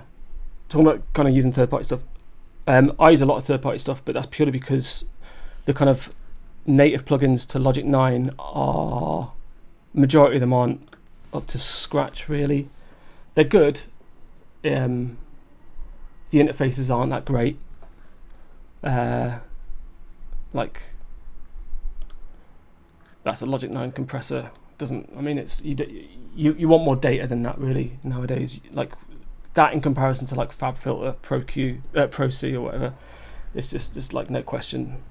All these other companies that are making plugins where they kind of dedicate themselves to just one thing, like a company that just dedicates themselves to making a compressor or like a reverb unit or this or like a handful of things, are generally going to be better. But that being said, Ableton plugins are great. Ableton is an unbelievably good platform because it's made by musicians in collaboration with like designers and kind of what they call like developers and things like that. Whereas Logic and Logic 9 specifically, maybe not Logic 10, that's they've kind of learned from Ableton a little bit, but Logic 9 specifically was obviously it was kind of like a developer's application as opposed to a musician's application, or in comparison to Ableton anyway. So yeah, there's nothing wrong with not using third-party stuff if you're using Ableton, because there's some great stuff in Ableton. And you're right in terms of learning the capabilities and learning the kind of those plugins inside out mean that when you do then not graduate to third-party stuff, when you start using third-party stuff, it's going to make a lot more sense to you. Yeah, so same with anything really. Rather than kind of like trying to learn everything, just focus on a handful of things, learn them inside out, and then kind of before you kind of move on, sort of thing. Learn them inside out, and then learn how to make them sound like they're not meant to sound. And that's where you kind of get to the stage where you're kind of a little bit more unique, I guess.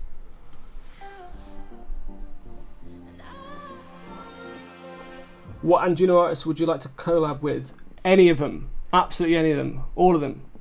Let's do it.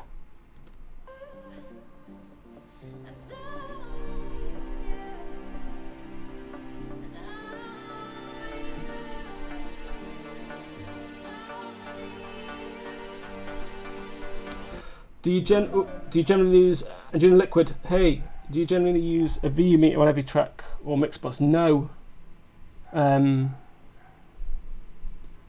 Don't use it at all. I should do. I use the kind of indicators in Pro Q3 and anything that kind of has an indicator, but I generally don't really use it. I mix at such a low level anyway that I don't really usually look at that sort of stuff. I don't really get bogged down in that sort of stuff. And if I send stuff off to get mastered, they'll tell me if it comes back and they'll be like, yeah, this you need to kind of go back to the mix on this. Then they'll let me know.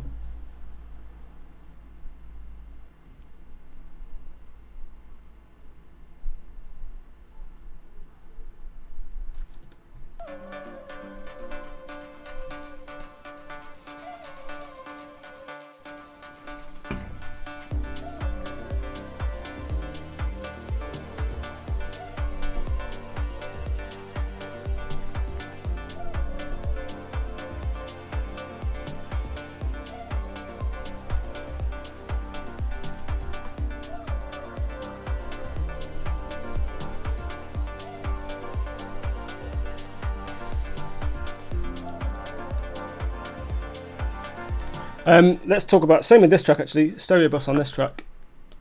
We can go through, did I talk about that? I didn't talk about that. That's kind of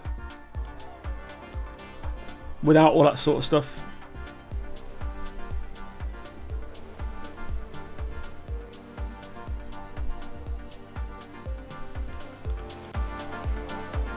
And then that's with it.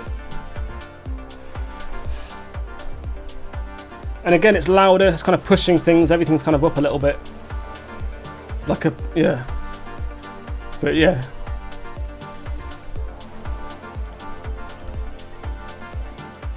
Yeah, it just sounds a little bit more kind of rounded and full and kind of complete almost. And like I said, I think I said it in the last, when we were going through Chiaroscuro, this thing,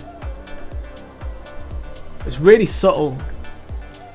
I don't think I used it on Chiaroscuro. I think maybe I added it a couple of weeks ago just to see how it would have sounded. because I've only recently started playing around with this. But yeah, I used it on Torn, and then I've tried to use it on other stuff recently, and it just doesn't. It's not very good. But yeah, on here it worked really well.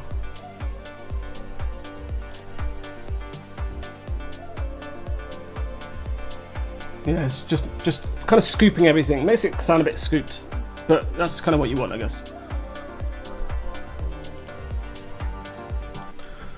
Cool. I'm going to call it a day, unless anyone's got more questions. I'm going to do that thing now that everyone does, which is really annoying, but like and subscribe and all that sort of stuff. Do that, because it is actually really helpful. Give me a follow on Instagram, because I'm going to do more of these sort of things on Instagram, like as just little stories and little bits and bobs like that. And I think that's where I'm most active. So anyone who has any questions or anything like that at all, just fire them over to that and I'll get back to you, absolutely get back to you. I love the idea of, like none of this stuff that I know is secret. There's a lot of producers out there that will keep stuff to themselves. Why am I doing this with strings on? I'm going to cry. There's a lot of producers out there that keep stuff to themselves. I'd rather you just knew everything that I know, because everybody should be able to write music. Otherwise, that's how we get the hits. So if anyone wants to know anything else at all, give me a shout and I will absolutely get back to you and I'll let you know. Thank you, Anjunadeep, for letting me do this, and thank you for staying around on a Friday evening or morning or whatever time of day it is, wherever in the world you are. You're all absolutely wonderful people, and I love you all very much. Stay safe, stay indoors if that's still the thing that we're meant to do. Keep smiling, keep helping each other out, keep writing music. And yeah, just enjoy yourself. Have a good life. Have a good life! See you later.